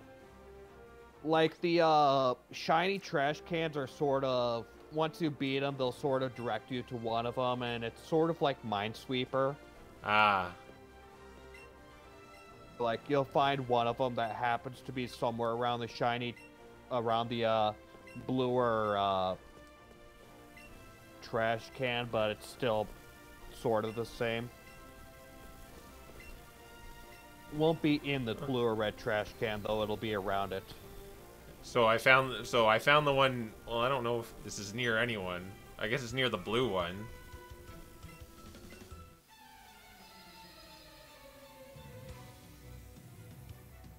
Yeah, there was that episode that was banned because Ash. Oh right, the monkey, the Darmanitan, not Darmanitan, Pansimian one. Yeah. Yeah, that would be a little risque.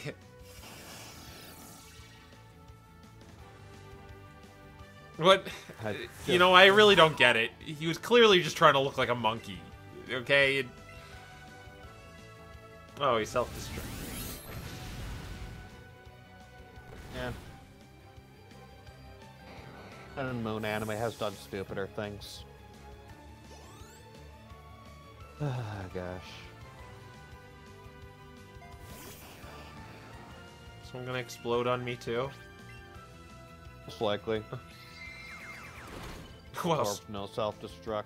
Swift makes a really cool sound effect. It's like... Just like the Jinx episode. Well, that's the thing that got Jinx, like, changed forever.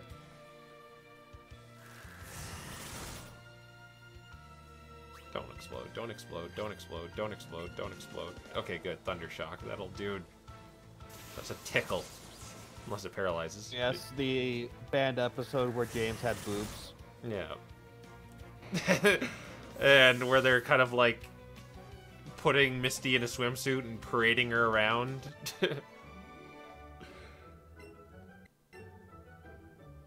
I think one of the writers said that, like, for the most part, the female companions exist for fan service, so... Yeah, when they're young girls. Thanks, Japan. It'll be Japan. Yeah. I mean, look at those, like, magical girl animes. They're always, like... I think they're not even high school students, and they're wearing, like, napkins as skirts. I think I remember that,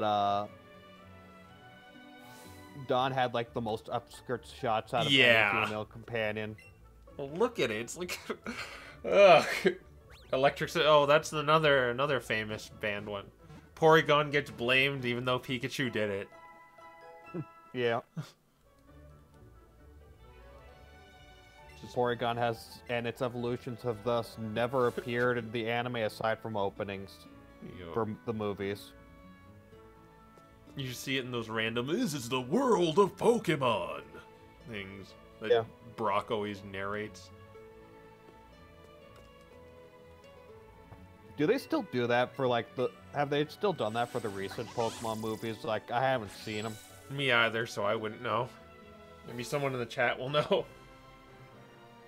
I've heard somewhat good things of the Power of One, so I am interested in seeing that. Power of Us. It's a stupid name, so I forgive you. The Power of Us. Yeah, I have heard good things about that one, so I am somewhat interested in seeing it, but didn't watch the and I'm not watching the Mewtwo remake because people need to remind themselves that the first movie was the first movie. It's not actually that good. Oh yeah, there's a bunch of, like, banned episodes. The Wish Cache one, because there was a bunch of earthquakes going on. Team Plasma versus Team Rocket, because the exact same reason. It features a building going down and there was earthquakes going on at the same time.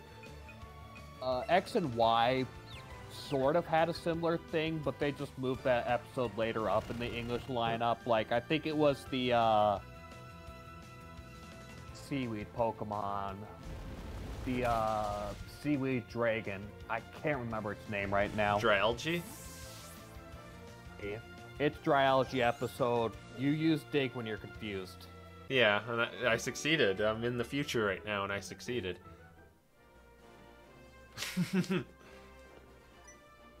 Yeah, the Dryalgae episode had to be released later. It wasn't actively taken out of lineup, but it had to be released later due to the I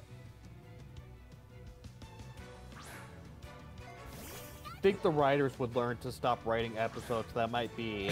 Yeah, that feature earthquakes. Something that regularly happens in Japan. I do suppose one good thing about the current movies of the anime is they don't involve the Sun and Moon cast, so yay. Salt is real.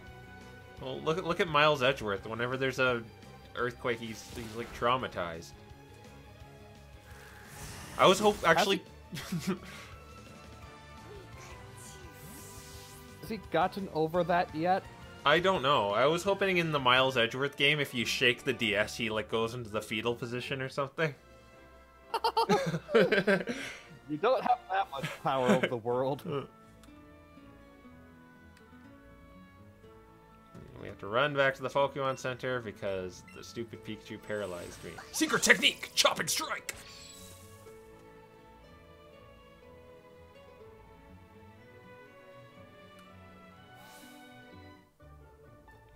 And Nurse Joy, heal me up. Though, thinking about it, the Team Plasma versus Team Rocket episode was actually kind of a good thing that the episode got canceled. Why? Then Black and White, because then Black and White 2 came out, and they decided to instead have Neo Team Plasma instead of regular Team Plasma, and do stuff with Ghetsis and stuff like that. Oh, yeah. Do you think it would have we'd be in a different timeline if it had gone through, if there was no earthquakes? Do you think Black and White 2 would have been different? No, Black and White 2 would have been the same. It's just the anime would have either had to do something incredibly stupid in order to include Black and White 2. Or they would have done something else, I'm not sure. Oh, Or they would have ignored it. But, like, Black and White 2 would have not been changed at all. It would have just been... They would have had to do something different with the anime. He's actually acting like his, like, anime counterpart. He's like, oh, you look at that, a point-sized challenger.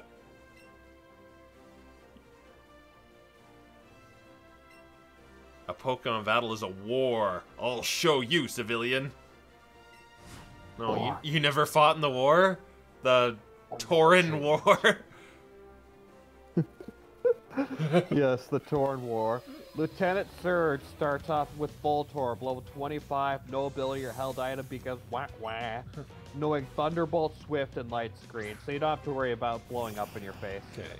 This Bulbasaur is like using physical moves anyway, so I don't have to worry about the light screen. But I have... The light screen was what caused Lieutenant Surge to be difficult for me. I'll just kind of like run it out then. Try not to one-shot his Voltorb. Ugh. Oh, that was a crit. That's turn 1. How's not running out going for you? That's turn 2. Stalled tactics for the win.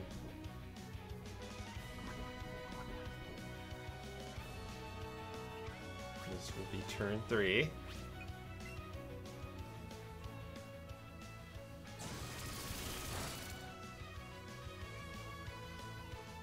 Oh, don't kill it. Okay, we're going into turn 4. Oh man, I'm just gonna use a potion, and potion will kill it, and I'll be on the next Pokemon. Is it the Raichu, the next Pokemon? Does he only have 2? That's 3. He has 3. Okay, good. War has changed. No longer American. You know what, the Japanese always draw Americans the exact same way. It's always they're all like cool, blonde hair. So, okay. Sorry to interrupt. Brightclaw just said, that is so stupid.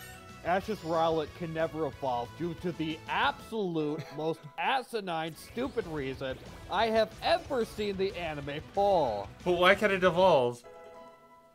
Just a second. Magnemite, level 25, Thunderbolt Sonic Boom. Okay, now to Rowlet. So, first off, Hao is now finally brought into the anime after such a long time, and is Hao's grandson, despite the fact that Hao has never mentioned this before in his entire time in the anime. So Hao has a Dartrix, and Ash fought it with his Rowlet, and Ash lost the battle because he happened to forget his Grassnium Z. Not because of anything of actual his fault. He just happened to drop his Grassnium Z, use his Z move, so he lost completely, not of his own volition. So in order to train for a rematch that he doesn't need because he would have won if it weren't for the fact that the forces of the writers were against him, which is Rowlet, Seed Bomb. Usually use Seed Bomb, so instead he uses an Everstone in order to use Seed Bomb. So his Rowlet is constantly eating and spitting up the Everstone in order to Seed Bomb, and that is why his Rowlet is not allowed to evolve.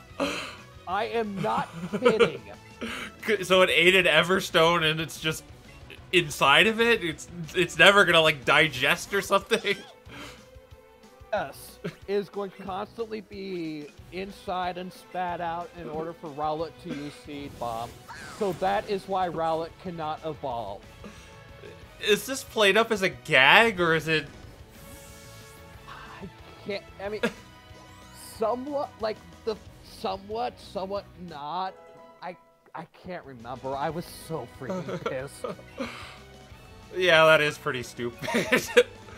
Where did he get this Everstone? Did he just like, oh, here's an Everstone, or he just... He got it from the birds that Rowlet was adopted by. Okay. Like, legit. Like, I understand, like, I mean, I don't like it because the CGI is my favorite of the of the Alolan Final Evolution, but okay, Rowlet is this kid appeal cutesy character. Raichu is a 26 Thunderbolt Quick Attack Double Kickback Ranting. Okay. Like, I get it. Rowlet's this kid appeal character. You kind of want him to be cute, whatever. But like, maybe had Rowlet want to prove itself by not evolving, or they could have done something interesting with its character. But no! They went with the most stupid BS I have ever seen the anime attempt to pull off for its reasoning to keep the kid appeal character. And now Rowlet is just going to be this irrelevant sleepy thing for the rest of the anime, and it pisses me off. They kind of doing that with Bulbasaur in like the original series, like how it didn't want to evolve, like you said, proving itself as like a lower stage. But I guess they just didn't want to go that route. Let's do the stupid Ball Everstone plot. Oh, I got an autograph. It is just, it's ridiculous. It is asinine. It is the stupidest. Like, holy crap, did the writers just not think? It's like, holy freaking crap. I'm trying to think of like other stones they may like do the same thing with that have weird results like that.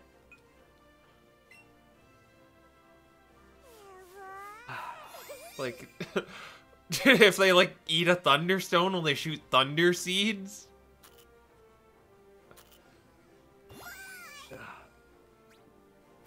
Yeah, I think you can see why I don't like the Sun and Moon. Like, legit, for the longest time, the Sun and Moon anime was, for me, just that anime series that it's not my thing. It's slice of life, but I don't like it, but I'm not going to necessarily hate it just because it's not my thing.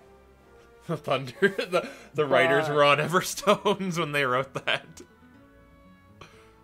Like, they did a line of Everstone. But, like, legit, after the recent episode, after how horrible the Ultra Necrozma arc was, and after how horrible the recent episodes have been, to absolutely despise the Sun and Moon anime. Unstoppable, to answer your question, Thunder Armor. No. I would rather take 1,000,000 Thunder Armors over the Everstone Seed Bomb. Because, you know, Thunder Armor was stupid, but it was stupid anime stuff. They were trying to justify... You know what they were trying to do there? They were trying to show off Guts. The ability Guts that Swellow has. Yeah, so, like, it was stupid, but it was... But at least it had a point that works mechanically, whereas the Everstone Seed Bomb is literally just there so that they can make sure Rowlet never evolves. Stupid! It is absolutely asininely stupid! I guess we're feeding our Pokemon Everstones right now, too.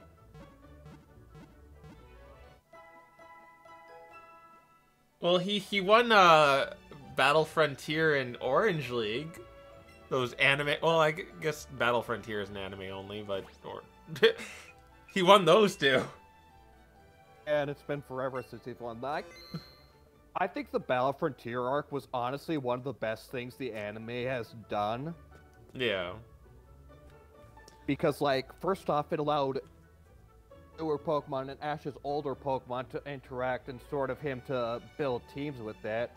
But also, because it's not a Pokemon League and for some reason they can't have Ash win Pokemon Leagues, it allowed him to actually win something for once. Yep.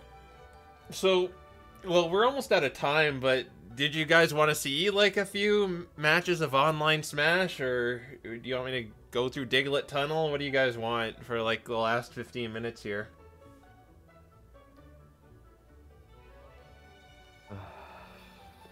I'm willing to do whatever as we wind down from ingesting Everstones. Oh.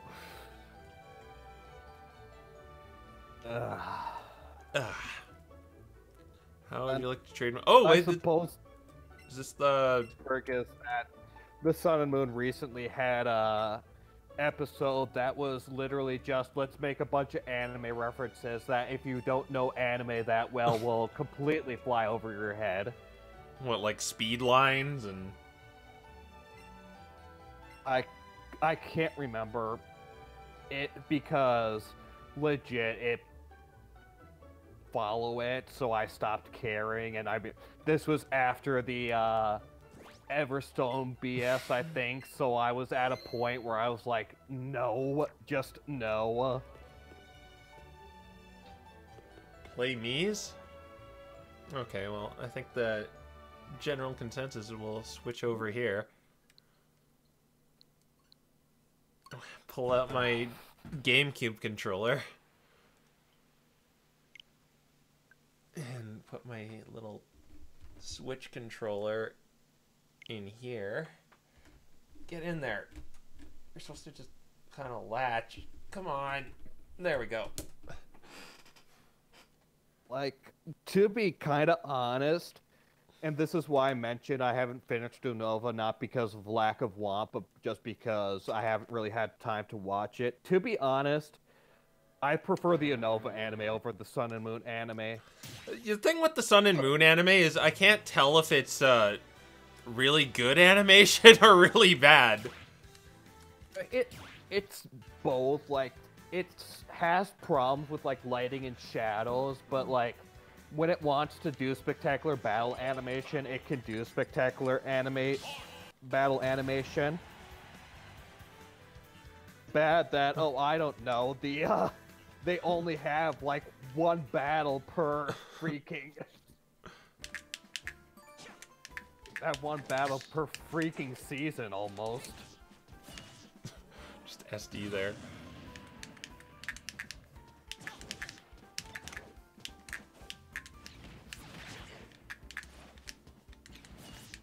What is that? It looks like the Nova anime, while Ash is stupid and while it's got its problems, it at least knows what tone it's trying to go for. It at least only has one episode of pure BS, and it's like... Meanwhile, the Sun and Moon anime is just, holy crap, what were you thinking?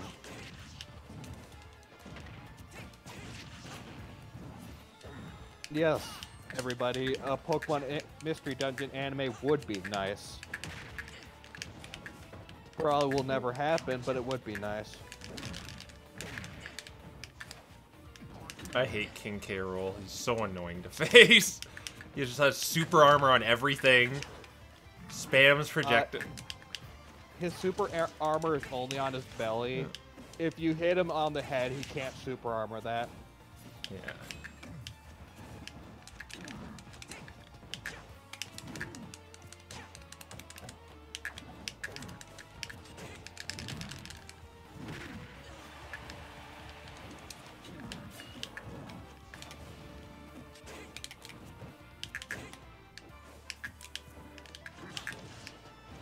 Love this Castlevania music. The Stoutland episode was sad, and like, the Stoutland episode is one of the few actually legitimately good episodes, so like, it's clear that they have some good writer in there. It's just apparently that good writer is like a one-to-time person they contract when they want to actually write something decent. Also liked the baseball episode. I think every anime like always has a baseball episode.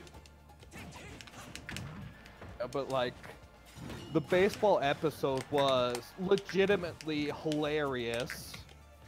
Like, they had a pancake race episode that, like, it wanted us to believe that a Pokemon that could fly and a Pokemon that can run across the ground are serious competition against each other, and it's just...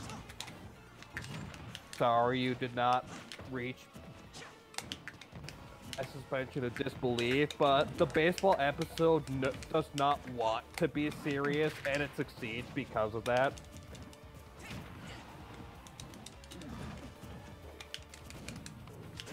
I know I could just get this guy with a counter if I time it right. Damn it. I did not time it right. Ah, damn it.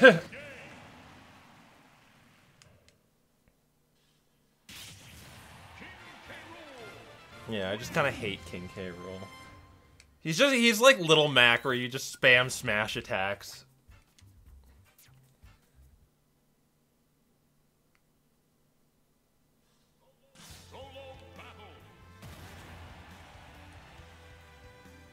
Yeah, that's kind of like the episode I watched of Sun and Moon is the Stoutland one.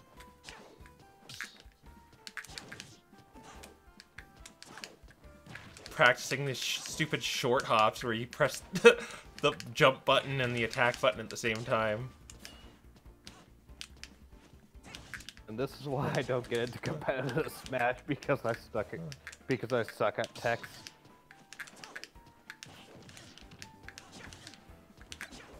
I love when you get the Mr. Saturn with Peach, because there's people who don't know what the Mr. Saturn does.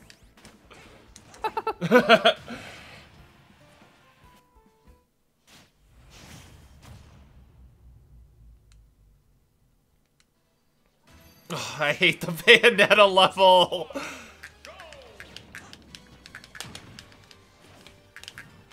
You get to listen to awesome Bayonetta music.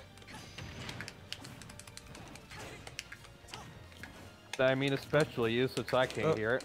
Yeah. I was hoping it was Tomorrow's Mine.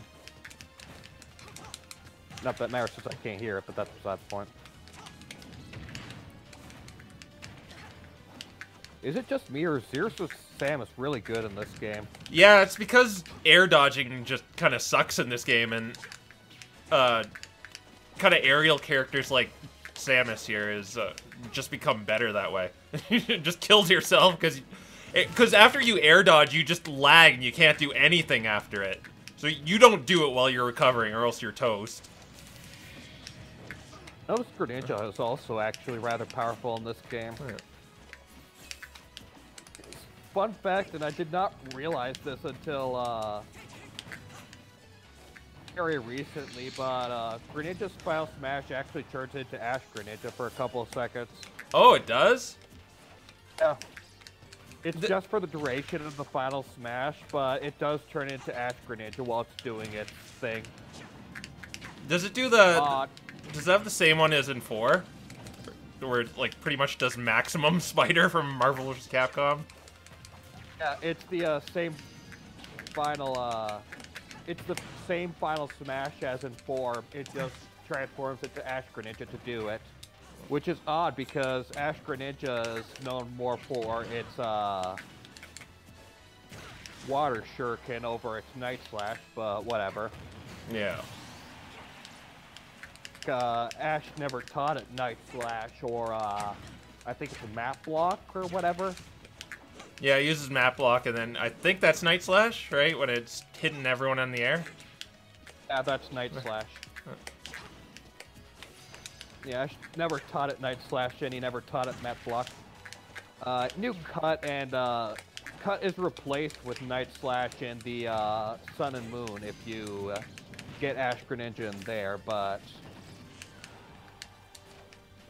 Oh, that's gonna... That's what Samus's main kill move is, the up B. It's what made it hard to do in 4, is because you can just air dodge it. But in this one, it's a lot harder.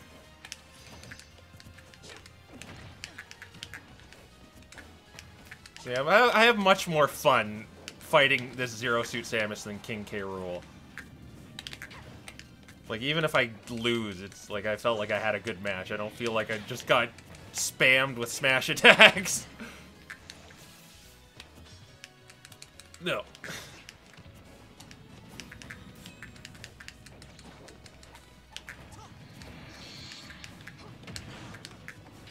Oh, you're getting grabbed.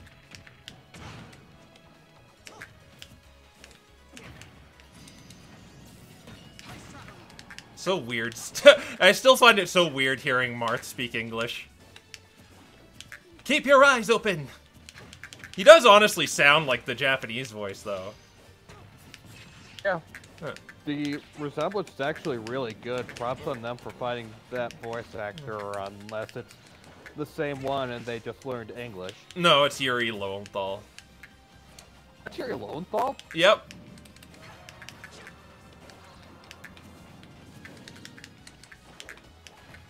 It's really good. I didn't notice it, despite the fact that I'm very familiar with Yuri Lowenthal's voice. Yeah, he's in a lot of, like, anime and stuff. He's, from the games I've played, he's Luke in, Tales of the Abyss, and he's, Yu Narukami, or I think he's both Yu Narukami and, Dachi in Persona. Yeah, I don't really like Ike's new voice.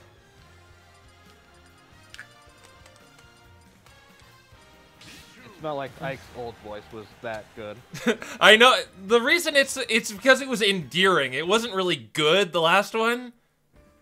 But it's endearing because I fight for my friends. It's just... it's like the Star Fox 64 voices. Really.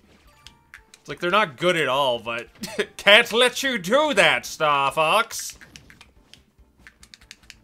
Barrel roll. Wisely.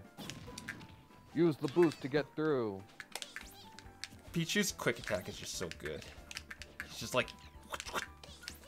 Pichu, honestly, Pichu's a lot. Like, I was not expecting when I heard Pichu return for it to be anywhere near as good as I've enjoyed playing as it.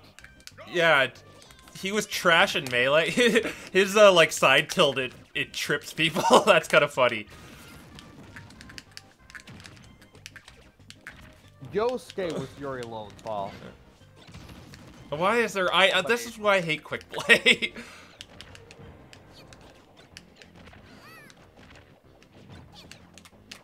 Now I'm just gonna kick your ass because there's items all over the place. Yeah, like, Pichu is just really good in this game.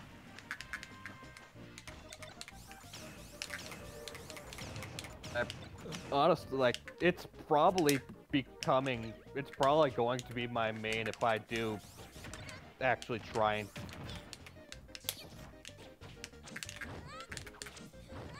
No, Crow, you walked right into that one. Yeah, I know. I saw that.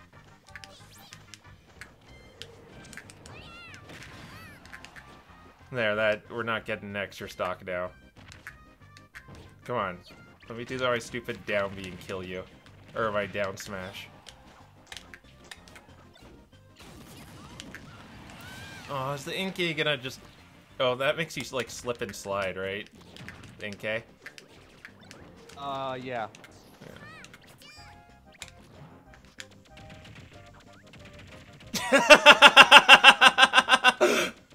Wait till you see that part. You'll see what I'm laughing at. Okay. No.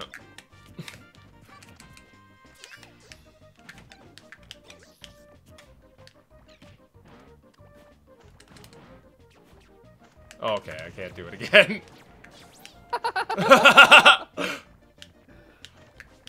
Yes, Kirby, I'm sure that's gonna work out well for you.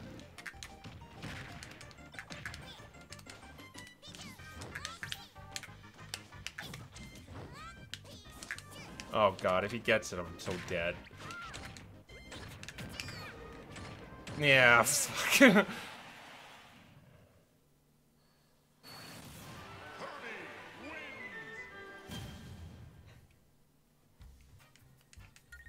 Let's try that again, and hopefully there's no items. Pichu's not as good in when it's more than one person, but when it's one-on-one, like, I found Pichu to be really enjoyable to play. Yeah, because they, like, can't hit you. Like, they'll hit, like, it'll hurt when they hit you, but... Like, short characters are generally better because they're harder to hit with aerials. It's like, Pichu's a glass cannon, but he's hard to hit, and, like, even though you can knock him out real easily, he's got really fantastic recovery. You knock him out, it's like, he could still potentially recover. Yeah, he has a really good recovery, too. I think it's, quite honestly, the best one in the game.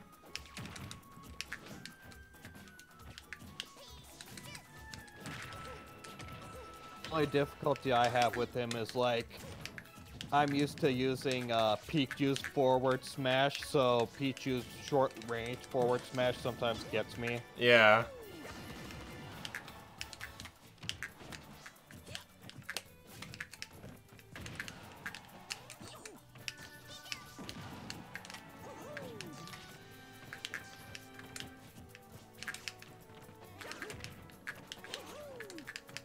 His neutral air is really good too. Just get someone off you. Watching Mario just try and hit you while you just dodge around like it's nobody's business is hilarious. He's ready and ripe and kill with my down smash. If I can get him, catch him in a roll or something.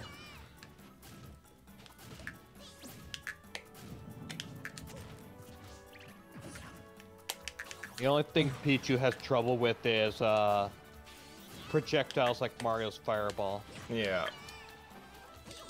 That Pichu can't crawl under, Pichu has trouble with.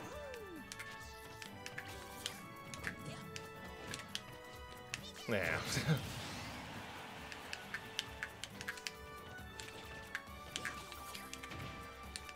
There, got him. Dead. One down smash is all it takes. What did it cost you? Stock. And me constantly hurting myself with my electric moves.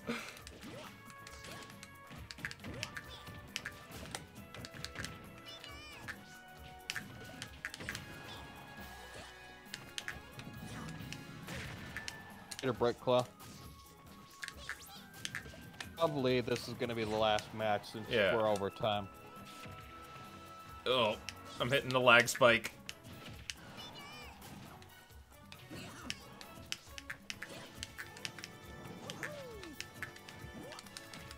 Oh, leg, Peach's one weakness.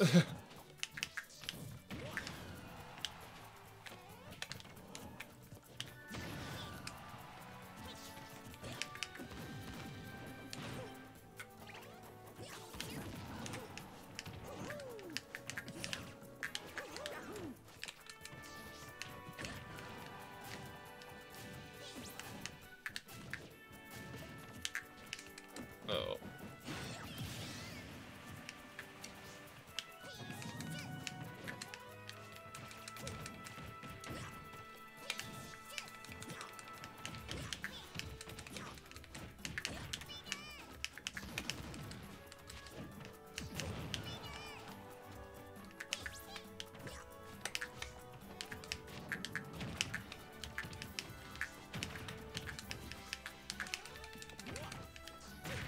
Tried to trip.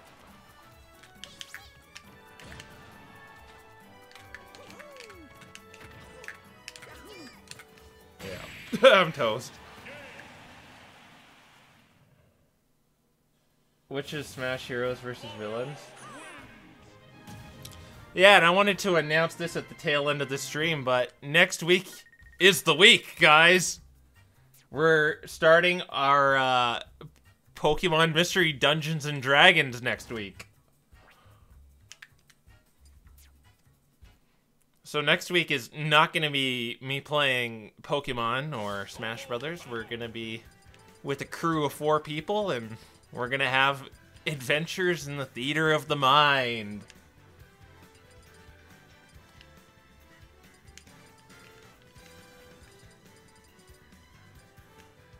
Splatoon Splatfest. We have to let the stream catch up. The Splatoon Splatfest is Smash Bros. Heroes versus Smash Bros. Villains. What I find really unsettling about the Pokemon trainer, how they don't have a nose. It's just, well, they have a nose, but it isn't pronounced at all. I mean, look at this.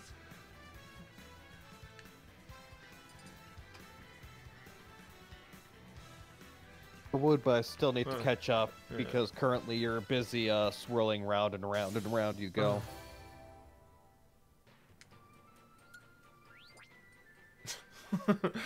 Squirtle's ready to fight fisticuffs with the Great Bay Turtle. Yay, I fought 200 battles.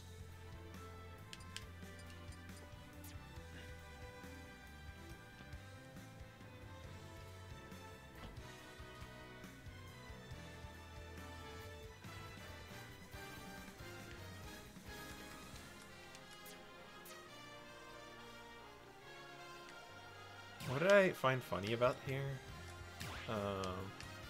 Oh yeah, in the battle arena kind of like little picture thing, you could see Gina. Someone's icon. Thought that was funny.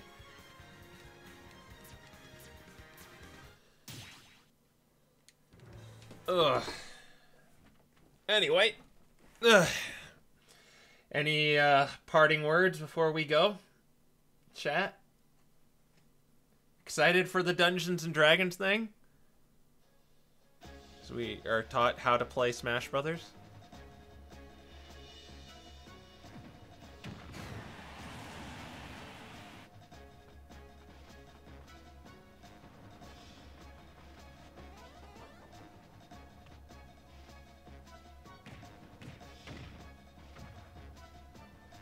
For the chat to catch up. Yep.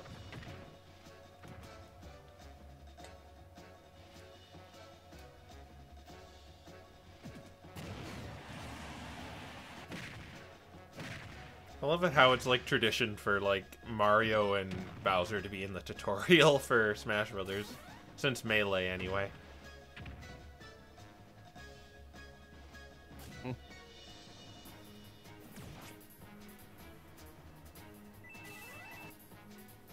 Well, I hope you're excited. I hope you like it.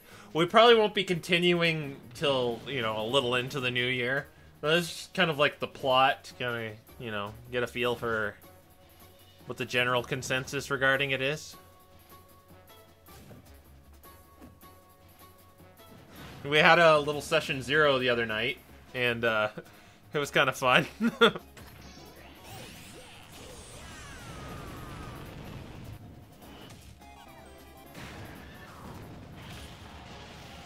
Learned that we're all insane. Well, so was every, like, D&D group. Speaking of revealing too much, I think Smash Brothers kind of did that too. You know, I kind of like it when there's, like, surprises.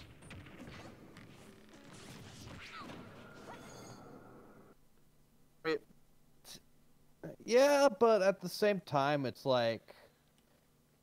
I kind of understand why this game didn't, because, like, everyone is here, so, like, that was sort of the selling point. Yeah, I mean the new characters. Like, there wasn't new characters. I do suppose, like, the selling point of a game like Smash is sort of what characters are going to be in. Yeah. I could sort of see why they put more focus on that than anything else.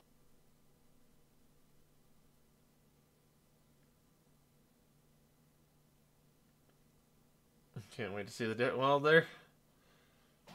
yeah, I'd say everyone's a pretty different personality. Definitely. I don't know how that's going to translate to the characters. You know, I'm really excited to unlock that Sonic Mii costume so I can make Blonick and Bluckles.